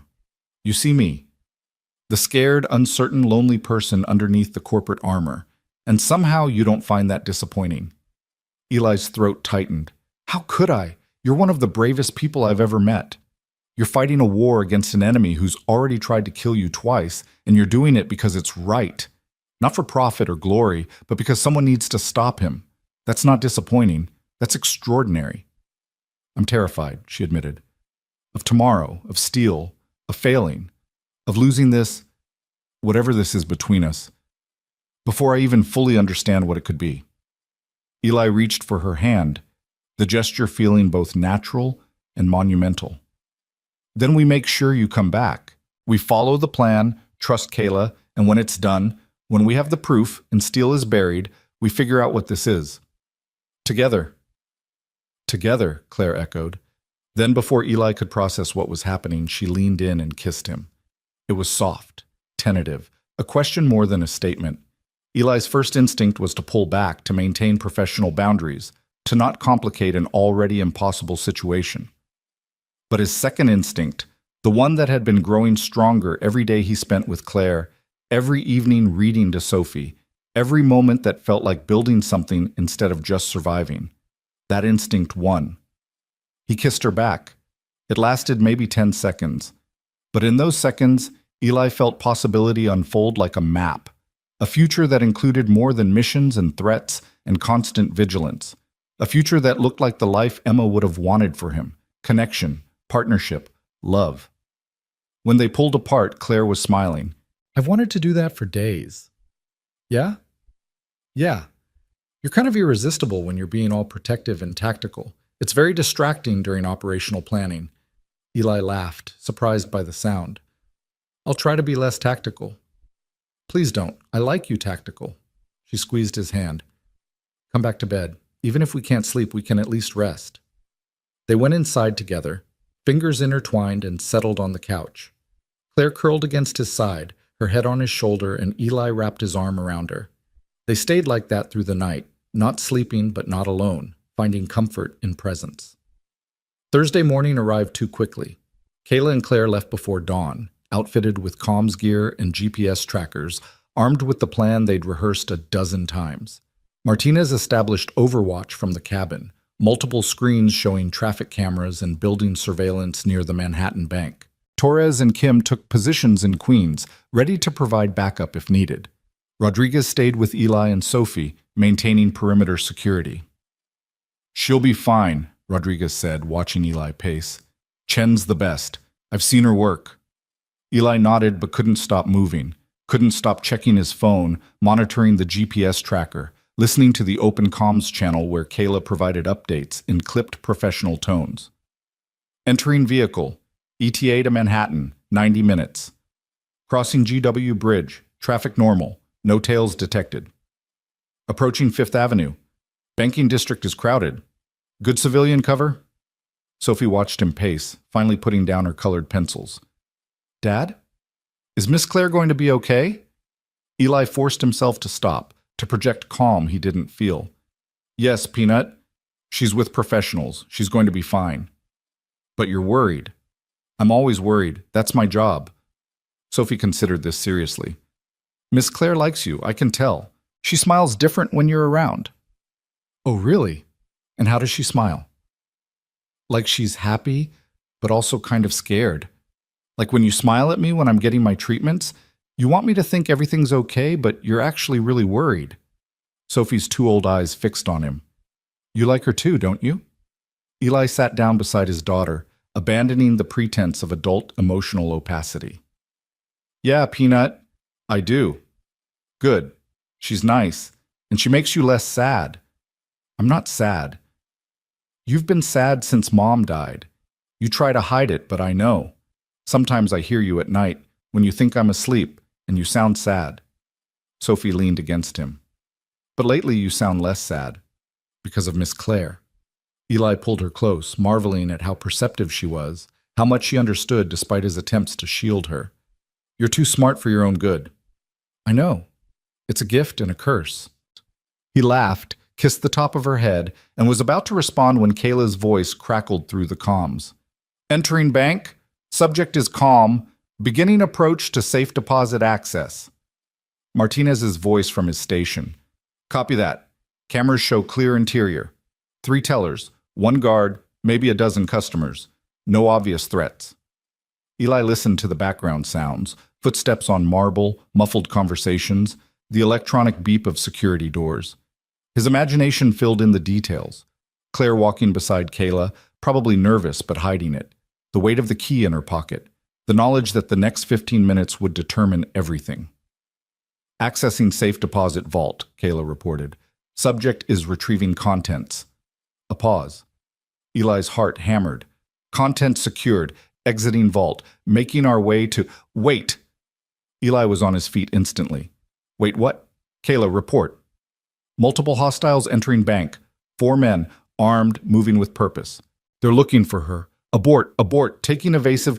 Gunfire, screaming. The comm channel erupted in chaos. Kayla! Eli shouted. Kayla! Respond! Static. Then Claire's voice, breathless and terrified. Eli, they found us. Kayla's down. I'm in the vault, but they're coming. I can hear them. Claire, listen to me. How many hostiles? 4, maybe 5. They have guns. They're checking the vault rooms one by one. Martinez was already moving, barking orders. Torres, Kim, get to that bank, now. Rodriguez, prep for immediate extraction. Turner... But Eli wasn't listening anymore. He was looking at Rodriguez. Keys, vehicle, now. Turner, you can't. You're wanted. You go into Manhattan, you'll be arrested on sight. Then I get arrested. Give me the keys. Eli... Martinez tried. She's going to die if I don't go. Now give me the goddamn keys. Rodriguez threw him the keys. Eli was moving before they hit his palm, out the door, into the vehicle. Sophie was shouting his name, but he couldn't stop, couldn't think, could only drive. He made the 90-minute drive in 53 minutes, pushing the vehicle past safe speeds, running lights, not caring about law enforcement or traffic or anything except getting to Claire. Martinez's voice in his ear, providing updates. Torres and Kim were 15 minutes out.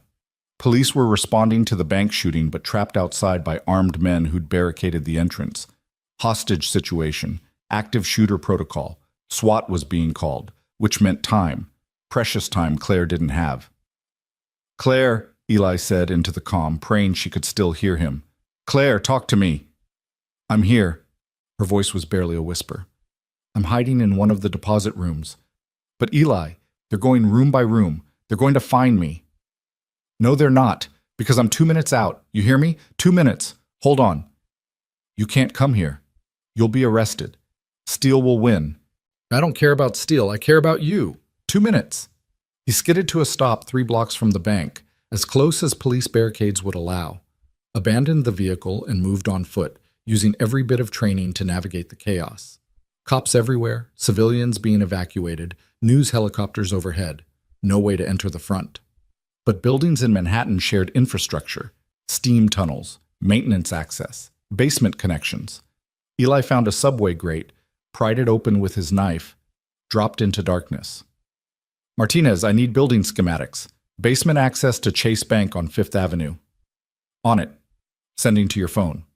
The schematic appeared. Eli studied it while running through tunnels, mapping his route. There.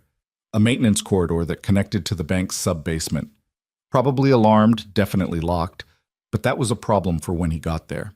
He emerged in a boiler room, picked the lock on the access door in 6 seconds, and found himself in the bank's basement. Above him, he could hear shouting, the distinctive sound of boots on marble, someone crying. The vault was 1 floor up. Eli found a service stairwell, moved up silently, cracked the door and assessed. 4 men, just like Claire had said, all armed with military-grade weapons, all professionals. They'd secured the exits, were systematically searching each vault room, working toward Claire's position, and they were expecting security forces at the doors, not a threat from inside. Eli moved like smoke. The first hostile died without knowing he was there. Silent takedown, hand over mouth, knife between ribs. Eli lowered the body quietly, took his weapon, moved to the next position. The second hostile turned at the last second, got his mouth open to shout. Eli was faster. Double tap to center mass, catching the falling body before it could make noise. 2 down, 2 to go. But the sound of suppressed gunfire had alerted the others. They were moving, coordinating, bringing weapons up. Eli didn't give them time to organize. He came around the corner fast, weapon up, dropping the third hostile with a headshot before the man could acquire his target. The fourth hostile got a shot off, round punch through Eli's shoulder, white-hot agony, but Eli's return fire was accurate despite the pain. The hostile went down hard. Silence crashed over the vault. "Claire!" Eli called, moving through the rooms. "Claire, it's me, it's safe." A door cracked open. Claire emerged, pale and shaking, clutching a leather portfolio to her chest. When she saw him, something in her expression broke. She ran to him, colliding with his chest, and he caught her with his good arm. "You came," she whispered. "You actually came." "Always," Eli said simply. "Did you get the documents?" She held up the portfolio. "Everything. All the proof we need."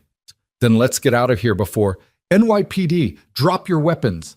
Police flooded into the vault, weapons trained, shouting commands. Eli carefully set his weapon down, raised his hands, wincing as his injured shoulder screamed protest. "I'm Eli Turner. I'm unarmed now. The woman with me is Claire Donovan. She's the victim here, not a hostage.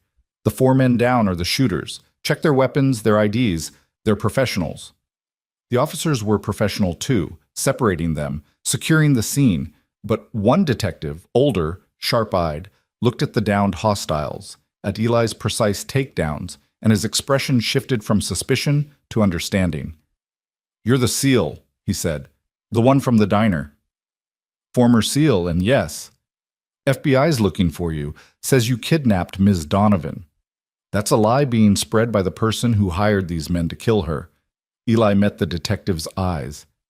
"She has proof. Documents that expose a corporate espionage ring.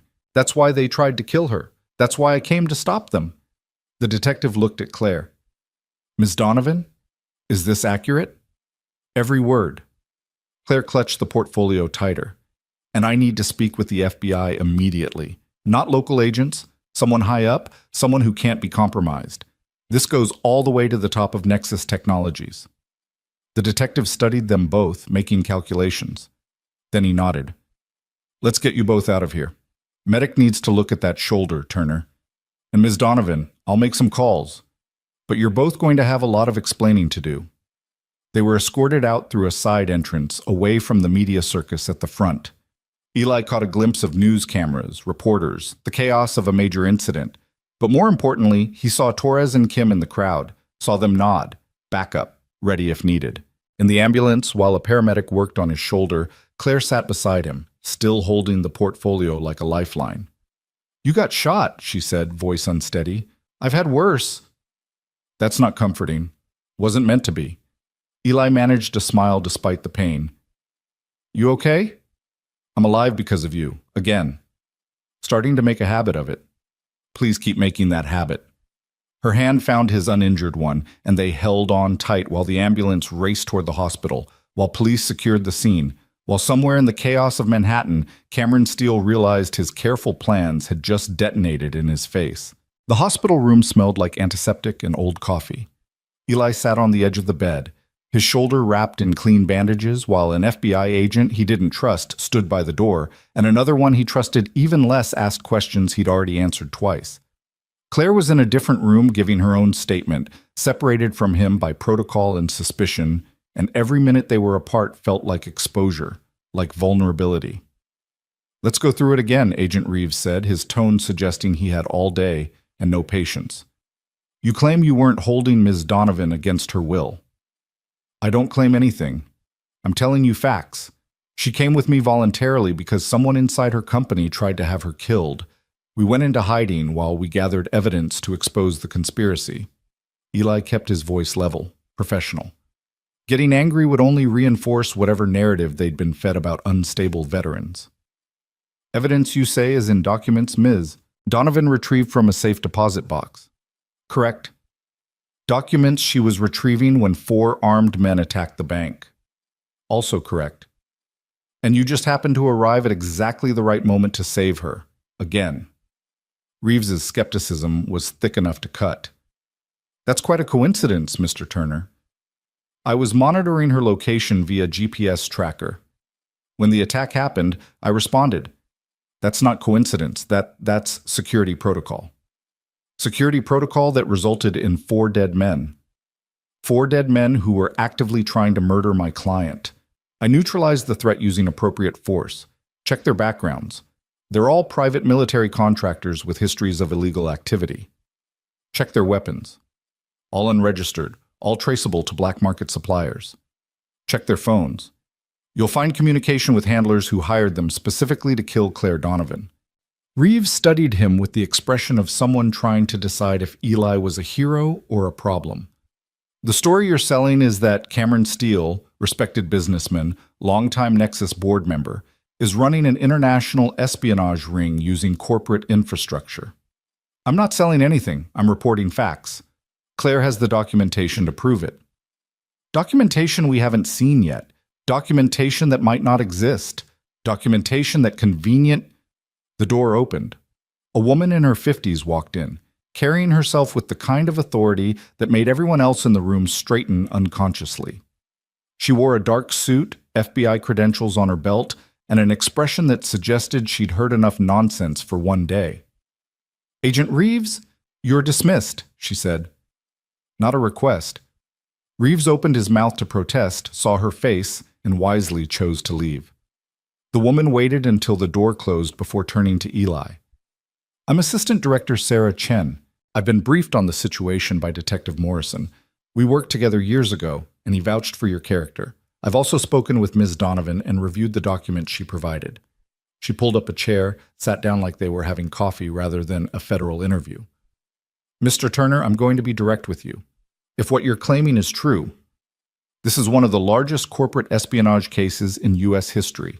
It implicates major defense contractors, government officials, and corporate executives who thought they were untouchable. The kind of case that makes careers or destroys them. And if it's not true, then you're a domestic terrorist who murdered 4 men and fed my agency an elaborate story to cover it up." She met his eyes. "So help me understand which version is accurate. Convince me." Eli had been interrogated by professionals before, had been trained to resist, to deflect, to give nothing useful. But this wasn't an interrogation. This was an opportunity.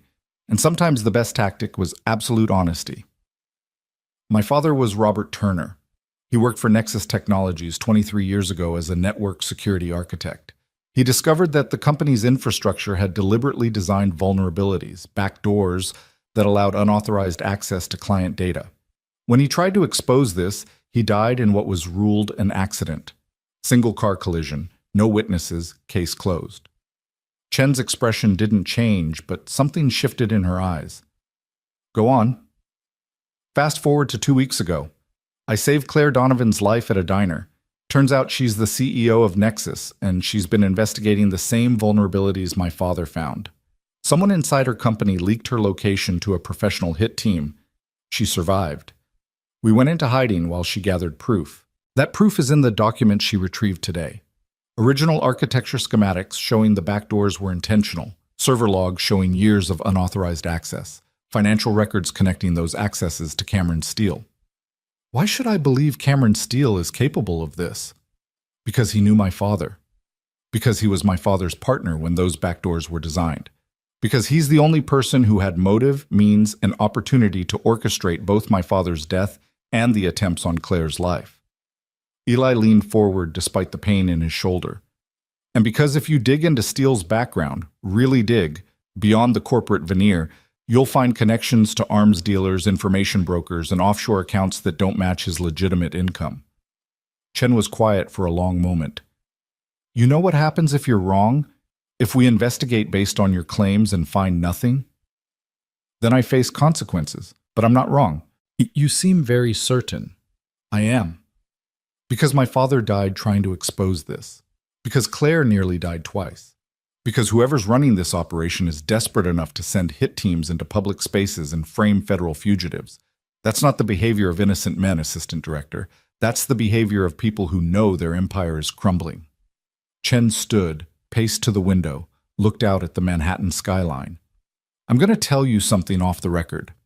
3 months ago, we opened an investigation into potential espionage at several major defense contractors. Classified information was being leaked to foreign buyers. Nothing immediately catastrophic, but enough to compromise operational security. We couldn't trace the source. Every digital trail hit a dead end at supposedly secure corporate servers. She turned back to face him. If what you're saying is true, if Nexus infrastructure was the vector for those leaks, it would explain everything we couldn't figure out. Eli felt pieces clicking into place. Steele wasn't just selling corporate secrets, he was selling government intelligence. Which makes this a matter of national security. Which means I can bring resources to bear that local law enforcement can't. Which means, she said deliberately, that if you're telling the truth, Cameron Steele's life is about to become very complicated. And if I'm lying? Then your life is about to become very complicated, but somehow I don't think you are. Chen moved toward the door. Stay here. Don't leave this room. Don't talk to anyone except Ms. Donovan when I bring her in. I'm going to make some calls. If the documents support your story, and Morrison says they will, then we move fast. Steele doesn't know we have the evidence yet. That gives us a narrow window to gather him before he runs. She left. Eli sat alone with his thoughts and his injuries, feeling the weight of the moment settle over him. They were either about to take down a conspiracy that had been running for 2 decades, or they were about to be buried under the weight of their own accusations. No middle ground, no safe option. 20 minutes later, Chen returned with Claire. She looked exhausted, pale, but her eyes found Eli's immediately, and some of the tension in his chest eased. She was okay. They were both okay. The documents check out, Chen said without preamble. My tech team has been reviewing the server logs, and they match known breach patterns we've been investigating. The financial records show Steele receiving payments through shell corporations that correspond with major intelligence leaks. And the architecture schematics prove the vulnerabilities were designed, not accidental. She paused. This is real. This is prosecutable. And we need your help to finish it. What kind of help? Eli asked. Steele doesn't know we have this evidence yet. He thinks the bank attack either succeeded or at least destroyed the documents. He's probably making arrangements to disappear, moving money, erasing records, establishing an exit strategy. We need to stop him before he runs, and we need both of you to help us do it. Claire spoke for the first time since entering the room. What are you suggesting? Steele will want to confirm you're dead or the documents are destroyed. He'll reach out to his people, ask for verification. When he doesn't get it, he'll escalate. Try to find you. Finish what he started. Chen looked between them. We use that. We let him think you're vulnerable, draw him out, catch him in the act. Then we have attempted murder on top of espionage, and we can grab him before he disappears. You want to use Claire as bait, Eli said, his voice going flat and dangerous. I want to use both of you as bait. Controlled environment, full tactical support, 0 actual risk. We set the trap, Steele walks into it, we close the door. There's always risk. You can't guarantee 0. No, Chen admitted. But I can guarantee that if we don't do this, Steele vanishes.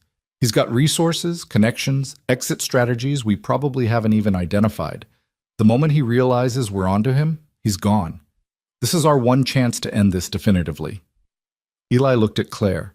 She looked back, and something passed between them, the same understanding they'd developed over 2 weeks of running and hiding and learning to trust each other. She was asking his opinion, trusting his tactical assessment, but ultimately this was her choice. "What do you think?" Claire asked him. "I think it's risky. I think Steele is smart and ruthless, and he's been running this operation for 23 years without getting caught. I think putting you in his crosshairs again is dangerous." Eli paused. "But I also think Chen is right. This might be our only shot at stopping him before he disappears. And if we don't take it, he wins. He keeps operating, keeps selling secrets, keeps hurting people. And my father's death was for nothing." "Your father's death wasn't for nothing," Claire said firmly. "It led to this moment, to us having the evidence to stop Steele, to finally getting justice." She turned to Chen. "What's the plan?" Chen pulled out a tablet, brought up building schematics. "Steele owns a private facility in Westchester, officially a data center for Nexus, but our surveillance suggests he uses it for off-books operations. Isolated location, private security, perfect place to interrogate someone without witnesses. We leak information that you're alive and hiding there. Steele comes to finish the job personally. He won't trust anyone else at this point. We have agents positioned, recording everything, and we grab him the moment he makes a move." "What about his security team?" Eli asked, studying the schematics. "If this is his base of operations, it'll be defended. We handle them. FBI tactical teams will secure the perimeter, neutralize any resistance, and ensure you're protected." Chen looked at him directly. "I know you don't trust easily, Mr. Turner. I know you've spent 3 years staying off the grid specifically to avoid situations like this. But I'm asking you to trust me now. Trust my team. Let us help you finish this." Eli wanted to say no, wanted to grab Claire and Sophie and disappear so completely that no one would ever find them. But he thought about his father, about the secrets that had gotten him killed, about 23 years of injustice. Thought about Claire, who'd risked everything to expose the truth. Thought about Sophie, who deserved to grow up in a world where doing the right thing mattered. "When?" he asked. "Tomorrow night. We need time to position assets, brief tactical teams, establish communication protocols. And we need to make the leak look authentic. Can't just announce you're there, has to come through channel Steele monitors." Chen's expression was all business now. "You'll be moved to a safe house tonight, both of you, plus your daughter. Full protection, full support. Tomorrow, we end this. And if something goes wrong," Claire's voice was steady, but Eli heard the fear underneath, "then you'll have the best trained tactical operators in the country between you and danger. And you'll have Mr. Turner, who's already proven multiple times that he's very good at keeping you alive." Chen stood. "Get some rest. Tomorrow is going to be a long day." After she left, Eli and Claire sat together in the hospital room, not speaking, just being present. Finally, Claire reached for his hand. "I'm scared," she admitted. "Good. Fear keeps you sharp. Is that what they taught you in the Navy? Embrace the fear?" "They taught me to acknowledge it, use it, never let it control me. Fear tells you something's dangerous. What you do with that information is what matters." Eli squeezed her hand. "We've come this far. We've survived everything Steele threw at us. Tomorrow we finish it. And then? Then we figure out what comes after. Together, like we said." Claire smiled, tired but genuine. "I'm holding you to that." They were moved to a safe house in Queens that night, a nondescript townhouse that looked like every other building on the block, but had reinforced walls, surveillance equipment, and enough firepower to hold off a small army. Sophie was already there, brought by Martinez and his team, and she ran to Eli the moment she saw him. "You got hurt," she said, staring at his bandaged shoulder with wide eyes. "Just a scratch, Peanut. I'm fine." "That's not a scratch. Scratches are little. That's big." "Okay, it's a medium-sized scratch, but I'm still fine, promise." He hugged her carefully, mindful of his injury, and felt her relax against him. "Were you good for Martinez and the team?" "I was excellent. Rodriguez taught me how to play poker, and I won $7. He says I have a gift for reading people." Eli caught Martinez's eye over Sophie's head and saw his old lieutenant grinning. "Great. My 9-year-old is a card shark now." "Life skills," Martinez said unrepentantly. "So, heard you had an exciting afternoon. Took down 4 hostiles with a shoulder wound. Showing off?" "Compensating for your team being slow." "We were 15 minutes out. You were being impatient. Claire was in danger. Impatient doesn't cover it. Martinez's expression turned serious. You did good, brother. Kept her alive, got the evidence, survived to fight another day. Emma would be proud. The mention of his late wife hit Eli harder than expected. He hadn't thought about what Emma would think of all this, the danger, the choices, the complicated feelings he was developing for Claire. Would she approve? Would she understand? Yeah, he said quietly. I think she would. The safe house had 3 bedrooms. Sophie claimed the smallest one, declaring it perfect for her and Mr. Bear. Claire took the second. Eli was supposed to take the third, but found himself too wired to sleep, so he sat in the kitchen nursing coffee and reviewing the plans for tomorrow's operation. Claire found him there after midnight, wrapped in a borrowed bathrobe, hair damp from a shower. Can't sleep either? She asked. Too much adrenaline still in my system. Give it a few more hours. She poured her own coffee, sat across from him at the small table. I've been thinking about what happens after tomorrow. Assuming we survive, assuming Steele is arrested, assuming everything goes according to plan. That's a lot of assuming. Humor me. What do you want your life to look like? When this is over and you're not running or hiding or protecting me from assassins? Eli considered the question seriously. 2 weeks ago, he would have said he just wanted to go back to his quiet life, working his jobs, raising Sophie, staying invisible. But that life felt impossibly small now, like trying to fit back into clothes he'd outgrown. I want Sophie healthy, he said finally. The experimental treatment, the one that could put her into remission. I want her to have a childhood without pain, without constant hospital visits.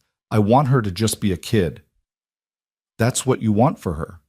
What about you? I want... Eli trailed off, surprised by how difficult the question was. I want to matter. Not in the way I mattered in the Navy, not through violence or combat, but through making a difference, helping people who need it, using my skills for something beyond survival. Nexus could use someone like you, Claire said carefully. Head of security, complete overhaul of our protocols, building something legitimate instead of the compromised mess my father left. It would be high-profile, well-paid, meaningful work. That's a job offer? It's a possibility, something to think about. She paused. And selfishly, I'd like you to think about it, because working with you these past 2 weeks, despite the mortal danger and constant stress, it's been good. You challenge me, keep me honest, make me remember why I started this company in the first place. I'd like to keep that, if you're interested. Eli looked at her across the table. This woman who'd become so much more than a client or a mission, who understood loss and fear and the weight of impossible choices, who looked at him and saw not just a weapon or a tool, but a person worth knowing. I'm interested, he said, in the job, in working with you, in whatever we're building here that feels like it might be important. Claire's smile was soft, genuine. Good. Then let's make sure we survive tomorrow so we can actually build it. They sat together in comfortable silence, drinking coffee, occasionally reviewing the operation plans, but mostly just being present. At some point, Claire's hand found his across the table, and they stayed connected like that until dawn started painting the windows gray. Tomorrow came too quickly and too slowly all at once. Eli woke from a fitful few hours of sleep to find the safe house already buzzing with activity. FBI tactical teams were arriving, receiving briefings, checking equipment. Chen moved through the organized chaos like a conductor, coordinating dozens of moving pieces. Sophie had breakfast with Claire, chattering about her homework and seemingly oblivious to the armed federal agents filling every room. But when Eli sat down with her, she got quiet. You're going somewhere dangerous today, she said. Not a question. Yeah, Peanut, I am.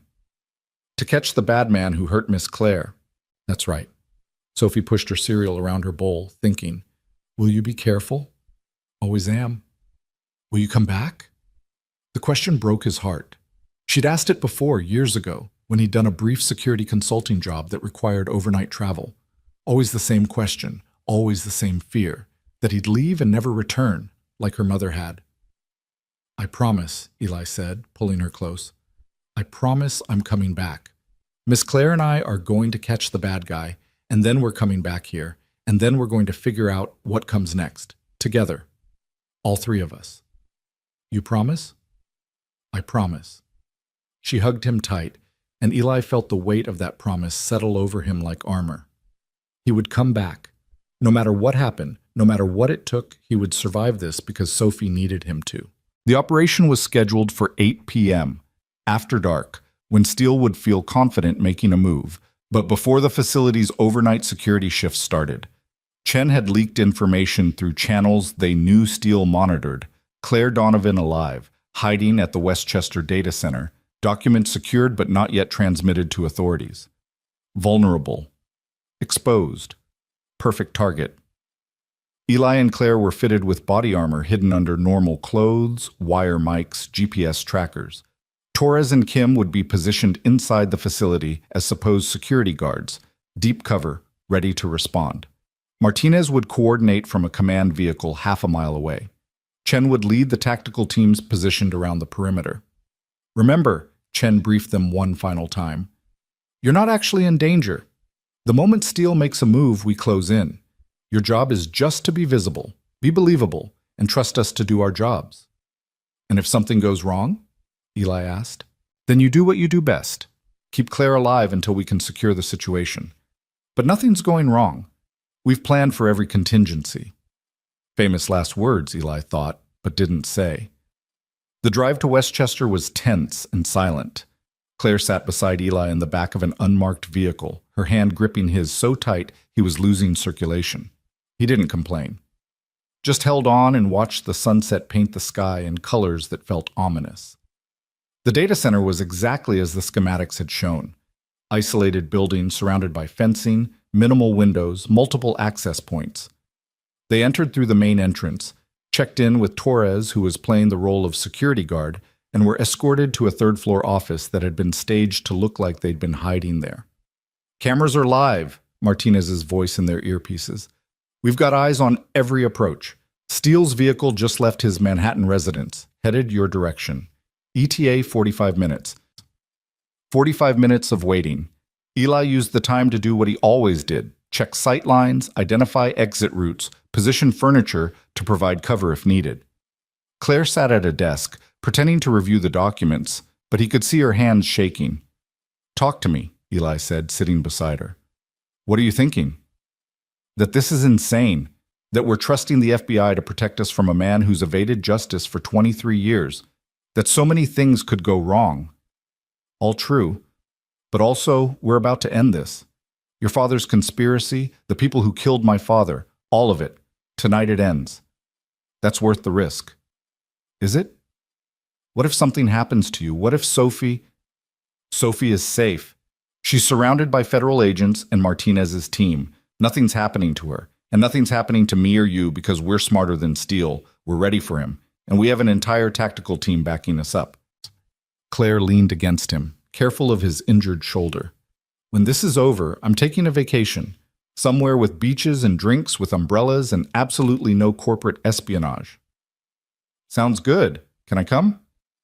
Only if you bring Sophie. She deserves a beach vacation. Deal. Martinez's voice interrupted their moment. Steele's vehicle is turning onto Facility Access Road. Multiple occupants. Looks like he brought backup.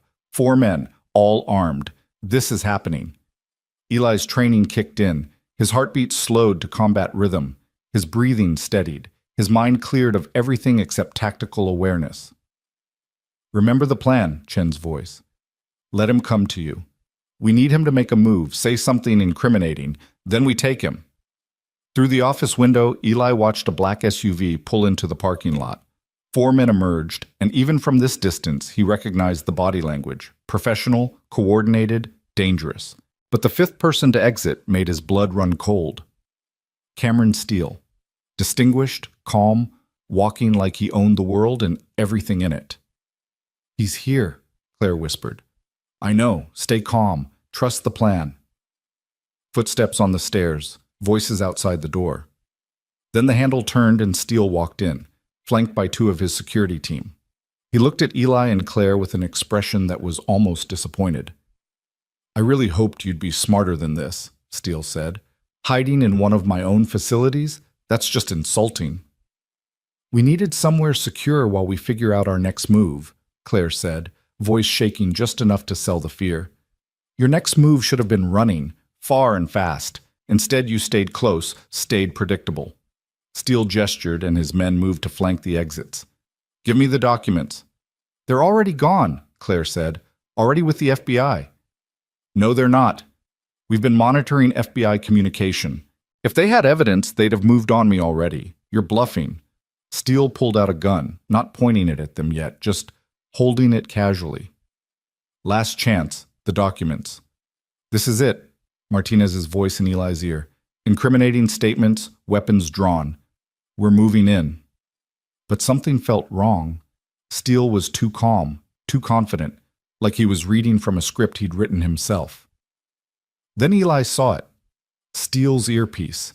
The almost imperceptible way his eyes flicked to the corners of the room where cameras would be hidden. He knew. Somehow, he knew this was a trap. It's a setup, Eli said quietly, but not to Steele. To Chen, to Martinez, to anyone listening. He knows.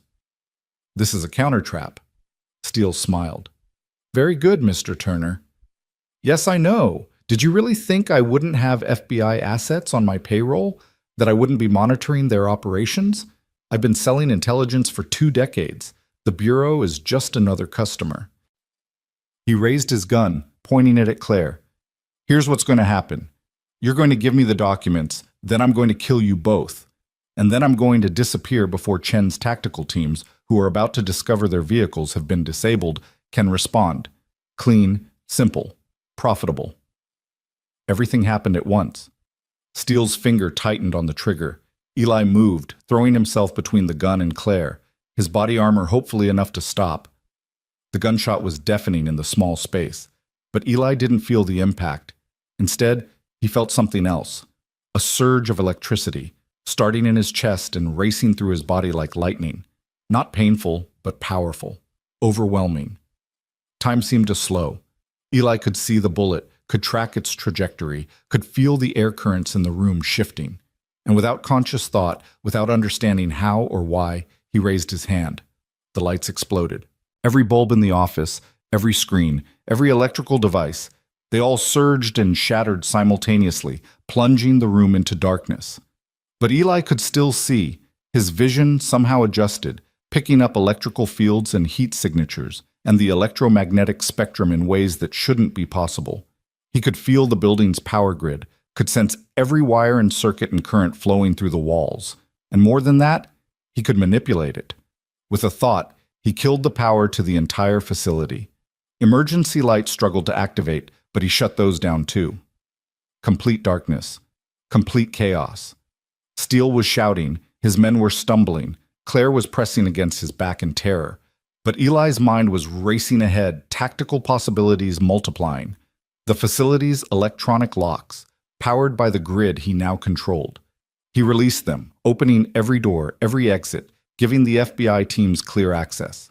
The vehicles Steele claimed to have disabled, Eli could feel their electrical systems from here, could jumpstart them with focused intention. He was a walking, breathing electromagnetic pulse, and he was done being hunted.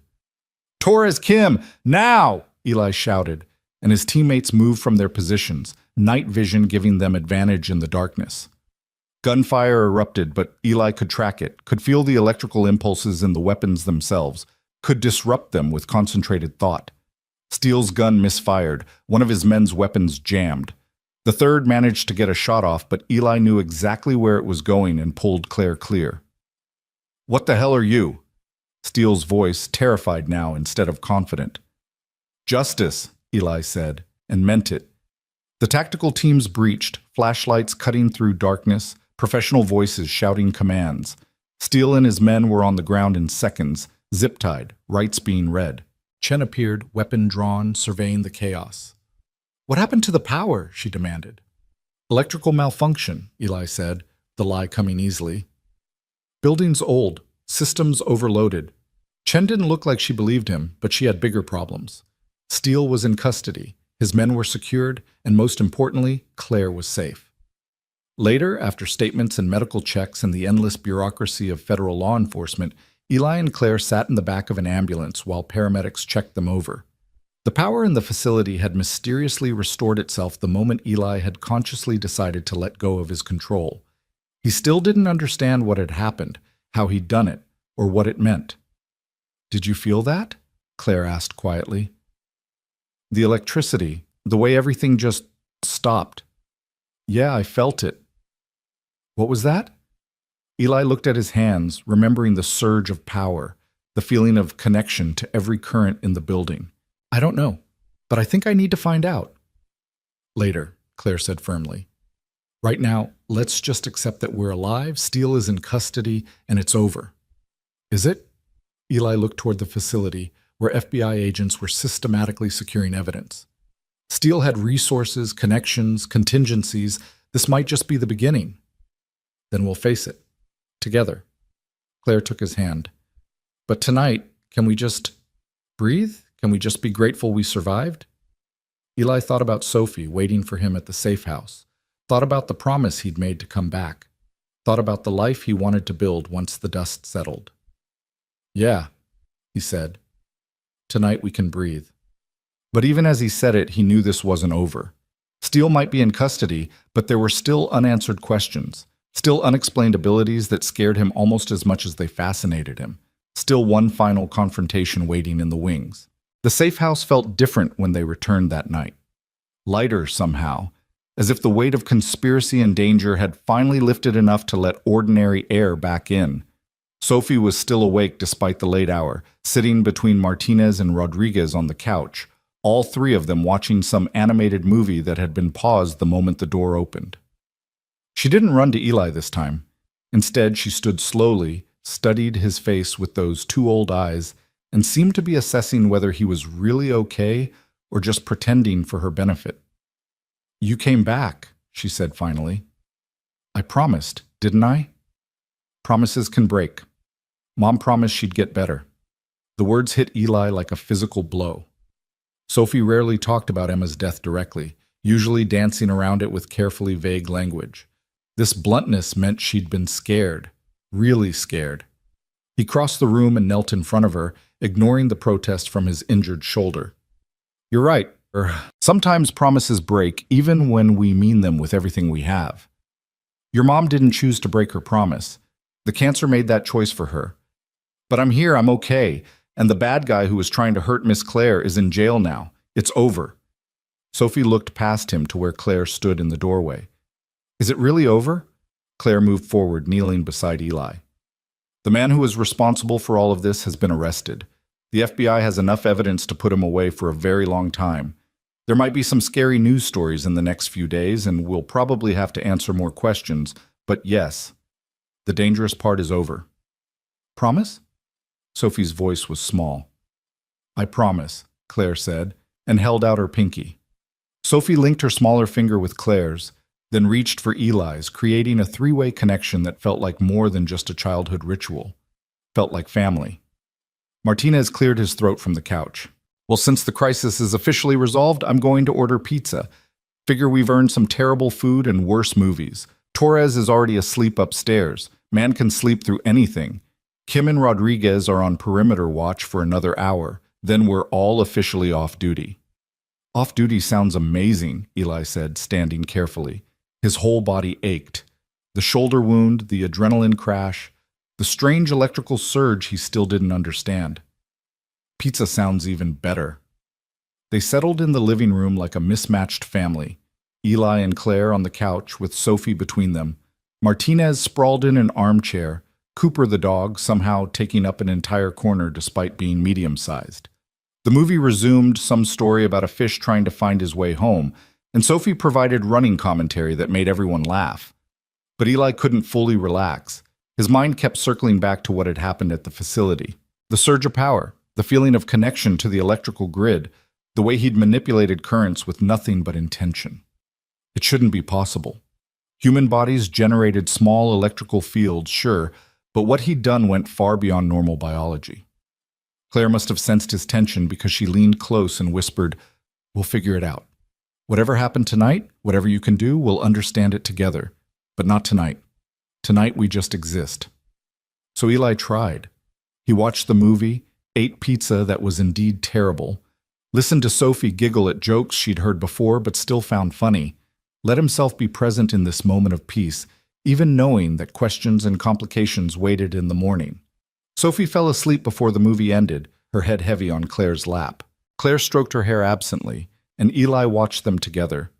This woman he'd known for only 2 weeks, but who felt essential now, and his daughter, who'd somehow adopted Claire as a permanent fixture in their strange little family.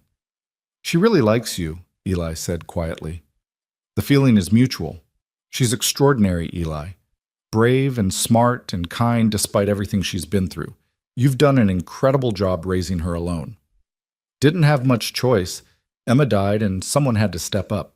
A lot of people would have done the minimum. You gave her everything." Claire glanced at him. "Are you going to tell me what really happened at the facility? The lights, the electrical surge, that wasn't a malfunction." Eli was quiet for a long moment. "I don't know what it was. I just felt something, like every nerve in my body connected to the building's power grid.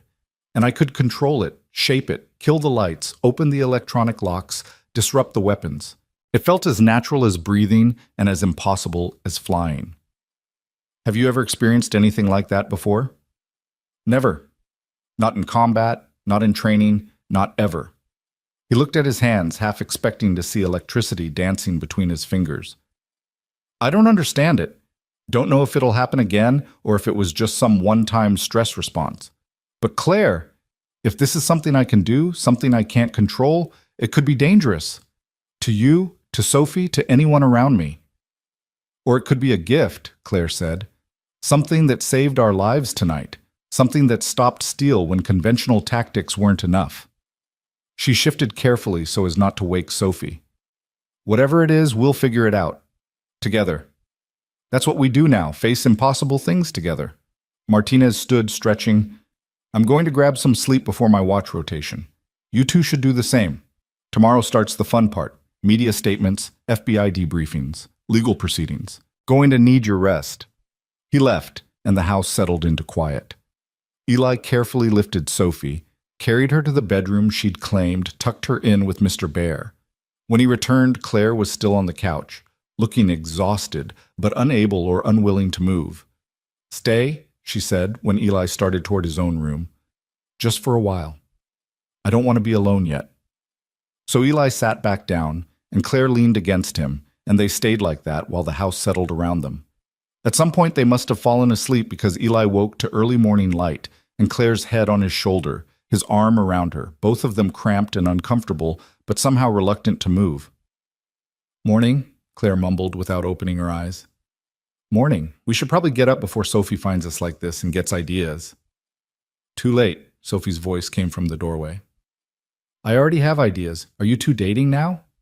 Eli felt his face heat. "That's complicated, Peanut." "Looks simple to me. You like each other. You're cuddling. That's dating." Sophie grinned. "It's okay, Dad. I like Miss Claire. She can be your girlfriend." "Oh my God," Eli muttered while Claire laughed. "Since when did you become a relationship expert?" "Since I started 4th grade. Maya says 4th grade is when you learn about romance. Also, there's cereal in the kitchen, and Martinez says we have to go to the FBI office today to answer more questions." She skipped away, apparently satisfied with her matchmaking efforts. Claire was still laughing. "Well, that settles it. Sophie has spoken. I'm officially your girlfriend." "Is that how this works?" "According to 4th grade wisdom, apparently yes." She sat up, running fingers through messy hair. "Though I suppose we should probably have an actual conversation about what we want this to be, once the chaos settles." "Yeah," Eli agreed. "Once the chaos settles." But the chaos, it turned out, was just beginning its next phase. The FBI office was controlled chaos. Agent Chen had assembled what she called a Tiger Team, specialists in corporate espionage, cybercrime, and intelligence analysis, all working to untangle the web Steele had been building for 2 decades. Eli and Claire spent hours in separate interview rooms, walking through every detail of the past 2 weeks, every piece of evidence, every interaction with Steele. By noon, Chen called them both into a conference room where a dozen screens displayed documents, communications logs, financial records, and connection maps that looked like neural networks. "This is bigger than we thought," Chen said without preamble. Steele wasn't just selling corporate secrets, he was running a full spectrum intelligence operation, defense contracts, government communications, private sector innovations. Anything that touched Nexus infrastructure was potentially compromised. We've identified at least 40 major breaches over 15 years, affecting 12 countries and hundreds of millions of dollars in stolen intellectual property. Claire looked pale. My father built all of this? Your father built the infrastructure. Steele exploited it. We found communications suggesting your father wanted out toward the end of his life. Was planning to shut down the back doors, maybe even expose the operation. That's probably what got him killed too. How did my father die? Claire's voice was barely above a whisper. Heart attack at his desk, officially, but given what we now know about Steele's resources, it's worth reinvestigating. There are substances that can trigger cardiac events that are nearly impossible to detect after the fact. Chen pulled up another screen. The good news is that Steele kept meticulous records. He was paranoid about his partners betraying him, so he documented everything. Names, dates, transactions, communications. It's a prosecutor's dream. He's going away for life, along with several of his associates. What about the people he sold information to? Eli asked. Foreign governments, corporate rivals, they're still out there. That's where this gets complicated. Some of Steele's clients were hostile nations. That makes this a national security issue, which means agencies above my pay grade are getting involved. CIA, NSA, probably others I don't even know about. Chen looked at them both seriously. You're going to be asked to testify probably multiple times across multiple jurisdictions. Your lives are going to be under microscopes for months, maybe years. Are you prepared for that? Eli thought about Sophie, about the quiet life he'd been trying to build. Do we have a choice? There's always a choice. You could refuse to cooperate, take the evidence you have, and disappear. We have enough to prosecute without your testimony. It would just be harder. Chen paused. But I think you're both the kind of people who see things through, who want justice, not just survival. My father tried to expose this and died for it, Eli said. I'm not letting that be for nothing. We'll testify. We'll cooperate. Whatever it takes to make sure Steele and everyone connected to him pays for what they've done. Claire nodded agreement. Nexus Technologies is my company now, my responsibility. I need to face what it was used for and make it right. That means full transparency, complete cooperation, and accepting whatever consequences come. Good, Chen said. Because there's something else. We found references in Steele's records to a project called Lazarus. It involved human augmentation, specifically using electromagnetic manipulation to enhance physical and cognitive capabilities. The project was shut down 15 years ago after several failed trials, but there are suggestions that one subject survived the process. Eli's blood turned cold. What kind of electromagnetic manipulation? The records are incomplete, but it appears they were trying to create individuals who could interface with electrical systems, control them through biological means. Essentially, living electromagnetic pulses. Chen pulled up a document, redacted heavily, but with enough visible to make Eli's stomach drop. The project was conducted on military personnel, volunteers who were told they were participating in standard enhancement trials. Most died. A few survived, but with severe complications. One disappeared from records entirely about 6 years ago. 6 years ago. Right when Eli left the Navy, right when he decided he needed to disappear to build a life away from the military and its secrets. You think I was part of this, Eli said. Were you? I don't know. I participated in some trials during my time with the teams, testing new gear, medical interventions, that kind of thing. But nothing that involved electromagnetic manipulation, nothing that would explain what happened last night. What did happen last night? Chen's gaze was sharp. Eli glanced at Claire, who gave a small nod. Trust. They'd agreed to trust. I controlled the building's electrical grid, Eli admitted, not with tools or technology. With intention. I could feel every current, every wire, every device, and I could manipulate them, kill the power, restore it, disrupt specific systems. It shouldn't be possible, but I did it. Chen was quiet for a long moment. We need to run some tests, medical scans, blood work, controlled demonstrations. If you were part of Lazarus and somehow the augmentation activated under stress, we need to understand it for your safety and for national security. And if I refuse? Then you remain a potential security risk and other agencies get involved. Agencies that won't ask politely. Chen's expression was sympathetic but firm. I'm trying to help you, Turner, but you need to meet me halfway. Eli looked at Claire again. She reached for his hand under the table, squeezed. We do this together, she said. Whatever tests they need to run, whatever they need to understand, we face it together. The next week was a blur of medical examinations, controlled demonstrations, and slowly dawning understanding. The doctors confirmed what Eli had feared.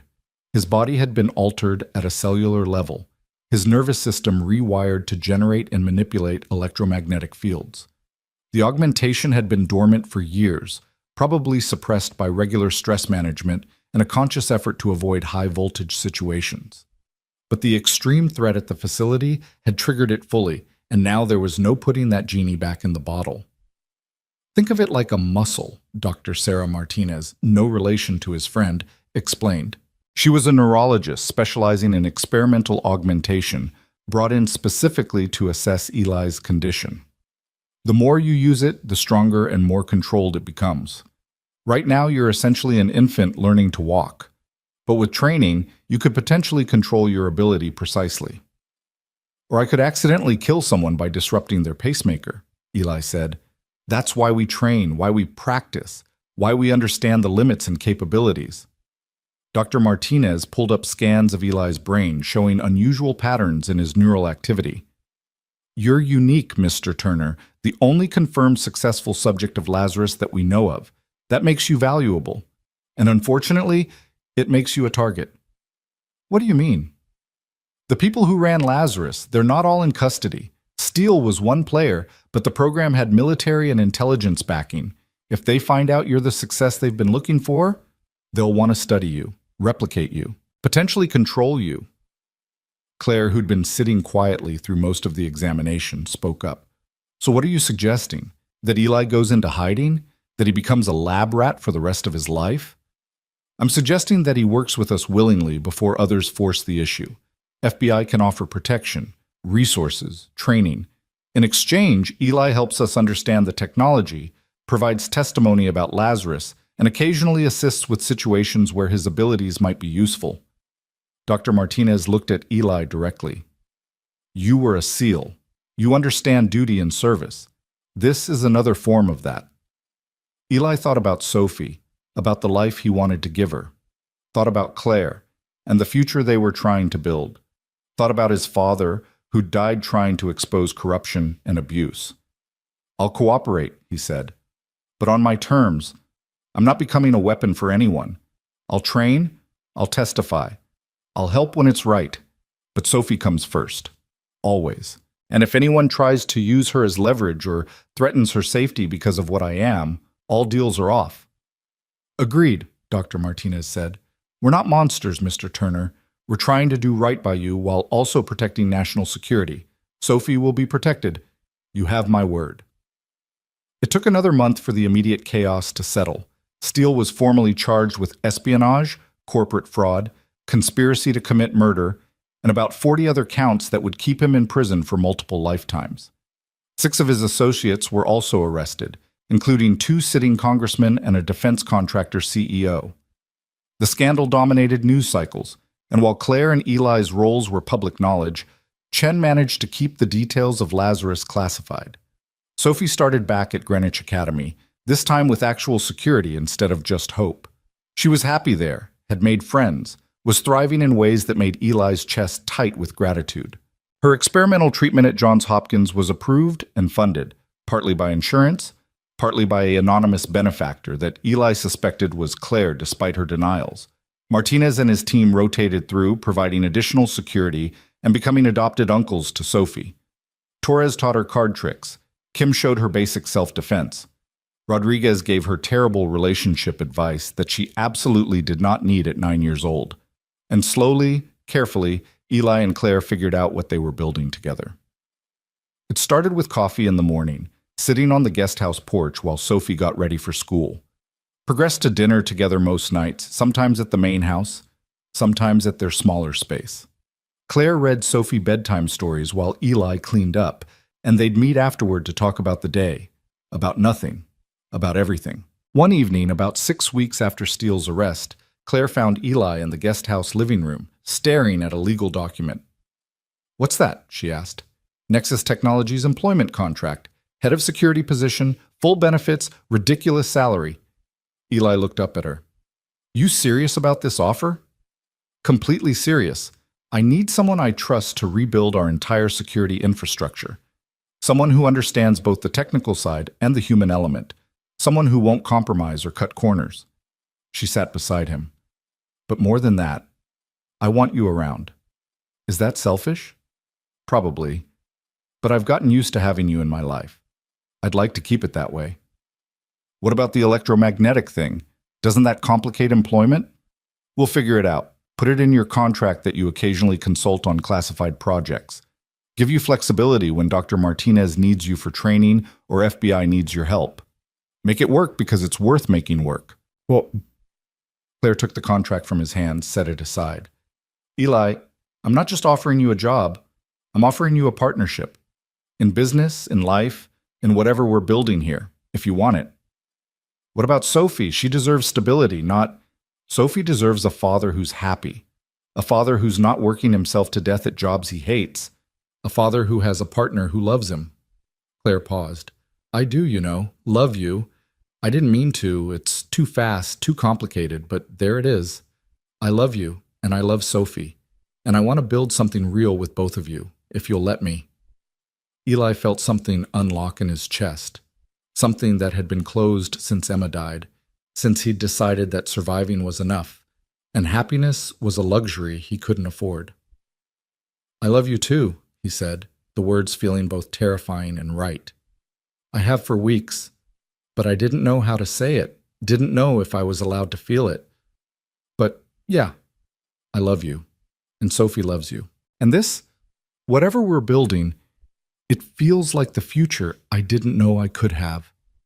They kissed, soft and slow and full of promise. When they pulled apart, Sophie was standing in her bedroom doorway, grinning. "Finally," she announced, "I've been waiting forever for you two to figure it out." "How long have you been standing there?" Eli asked. "Long enough to hear the gross love confessions. Also, Miss Claire, are you going to be my stepmom now? Because Maya says when grown-ups say they love each other, they usually get married eventually." Claire laughed. "Let's take it one step at a time, okay? Right now, we're dating.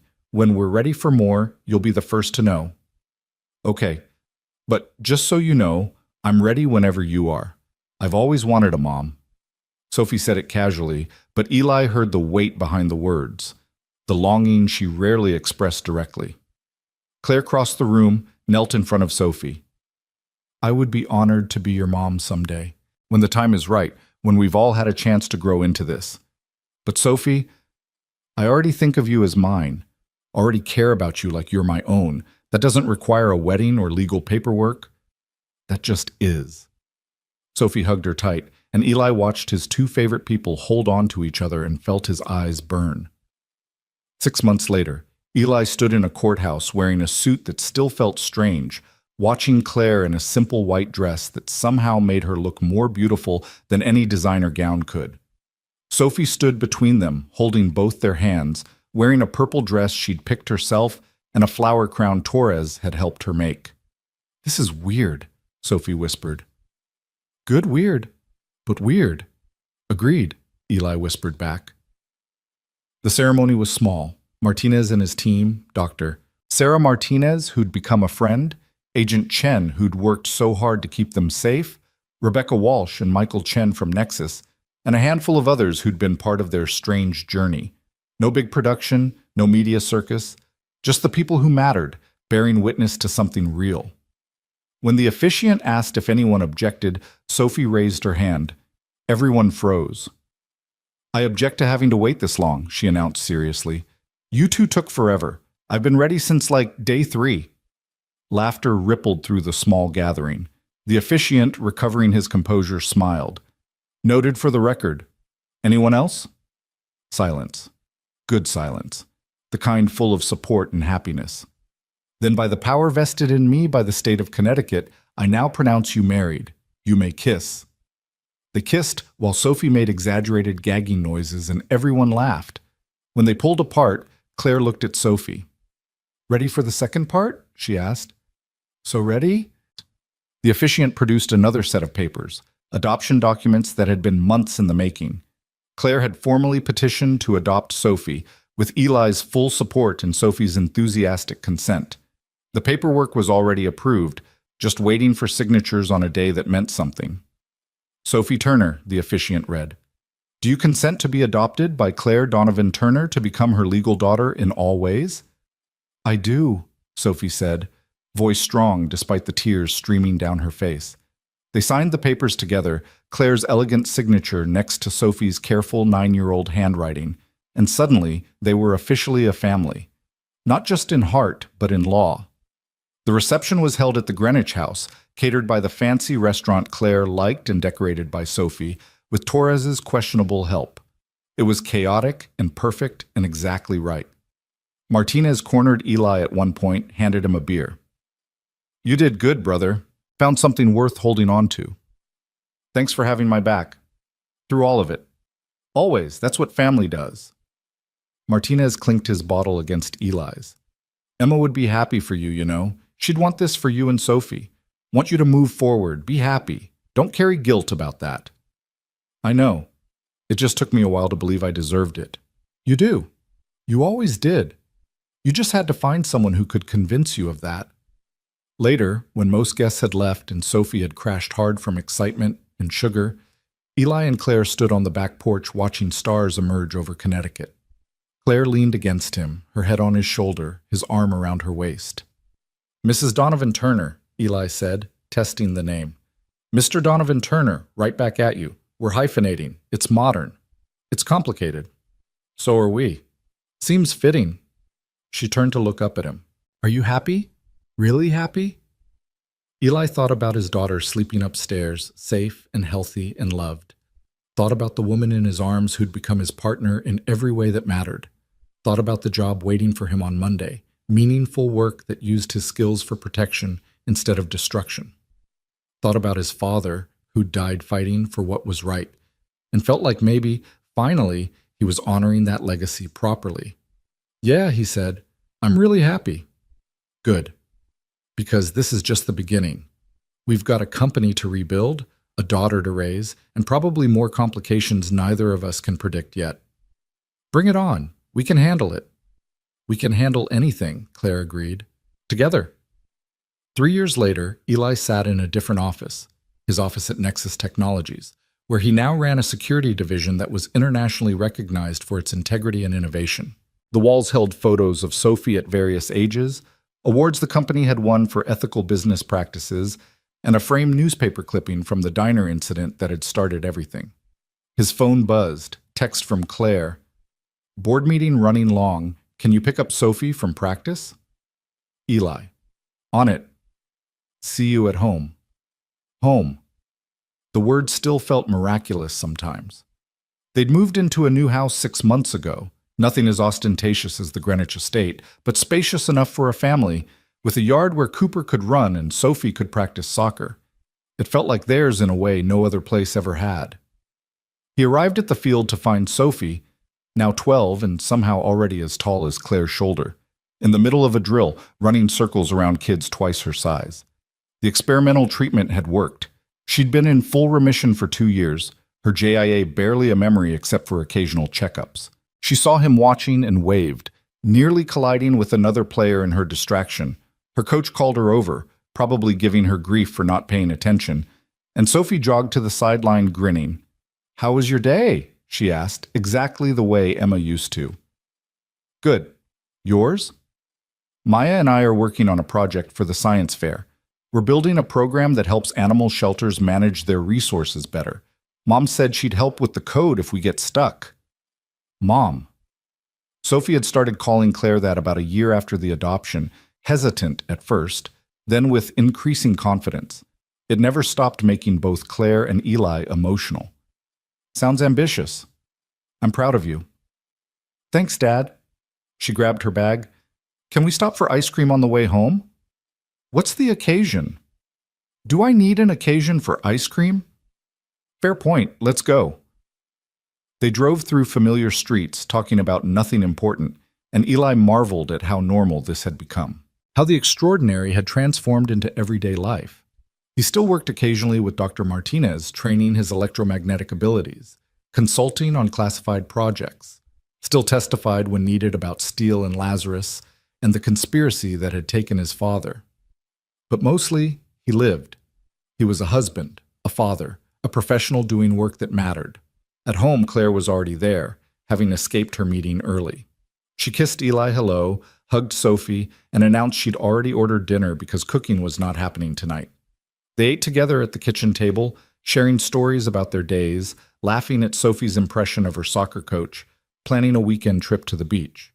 Normal family moments that felt precious, because Eli remembered when they seemed impossible. Later, after Sophie went to bed, Eli found Claire in her home office, reviewing plans for the Nexus Foundation, a nonprofit they'd started together to provide resources for kids with chronic illnesses, funding treatments that insurance wouldn't cover, supporting families who were struggling the way Eli once had. We got another grant approved, Claire said, looking up. The Johns Hopkins Partnership. We'll be able to fund 30 treatment protocols next year. That's 30 kids who get a chance Sophie almost didn't have. Exactly. Claire closed her laptop, stretched. I've been thinking about something, about expanding the Foundation's mission. Yeah? I want to create a program for military families. Support for veterans transitioning to civilian life. Resources for kids dealing with trauma. Connections to employment opportunities. Call it the Robert Turner Initiative, after your father. Honor what he tried to do by helping people find their way back from the edge. Eli felt his throat tighten. He would have liked that. Using what was taken from him to help others. Is that a yes? That's a yes. They went to bed not long after, exhausted but content. Eli lay awake for a while, listening to Claire breathe beside him, thinking about the strange path that had brought them here. A random morning at a diner. A split-second decision to act instead of hide. Weeks of danger and revelation and slowly falling in love.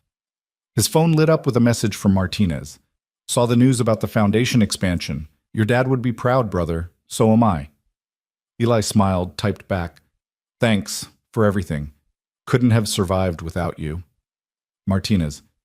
That's what family does. Speaking of, Torres is getting married next month. You're invited. Sophie can come if she wants to see terrible dancing. Eli. We'll be there. He set the phone down and pulled Claire closer. She made a sleepy sound, settled against him. Love you, she mumbled. Love you too. It wasn't the life he'd planned.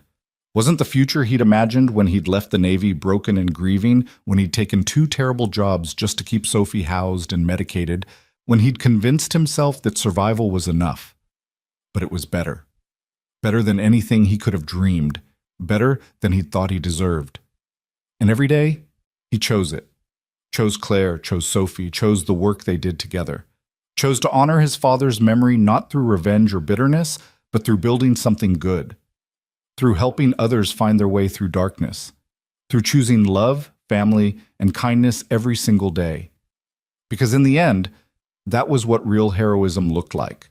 Not firefights or dramatic rescues, though those had their place, but the quiet daily choice to show up, to care, to make the world a little bit better for the people within reach. Eli Turner, former Navy SEAL, husband, father, survivor, had finally learned that lesson. And he spent the rest of his days teaching it to his daughter, living it with his wife, and proving that sometimes the greatest victories were the ones that looked like ordinary happiness. Outside, the Connecticut night was quiet and peaceful. Inside, a family slept, secure and loved and whole. And somewhere in the darkness, justice continued its slow, steady work, ensuring that those who'd hurt so many finally faced the consequences they'd evaded for too long. But that was someone else's fight now. Eli's war was over. His life was just beginning. And it was extraordinary in all the best, most ordinary ways.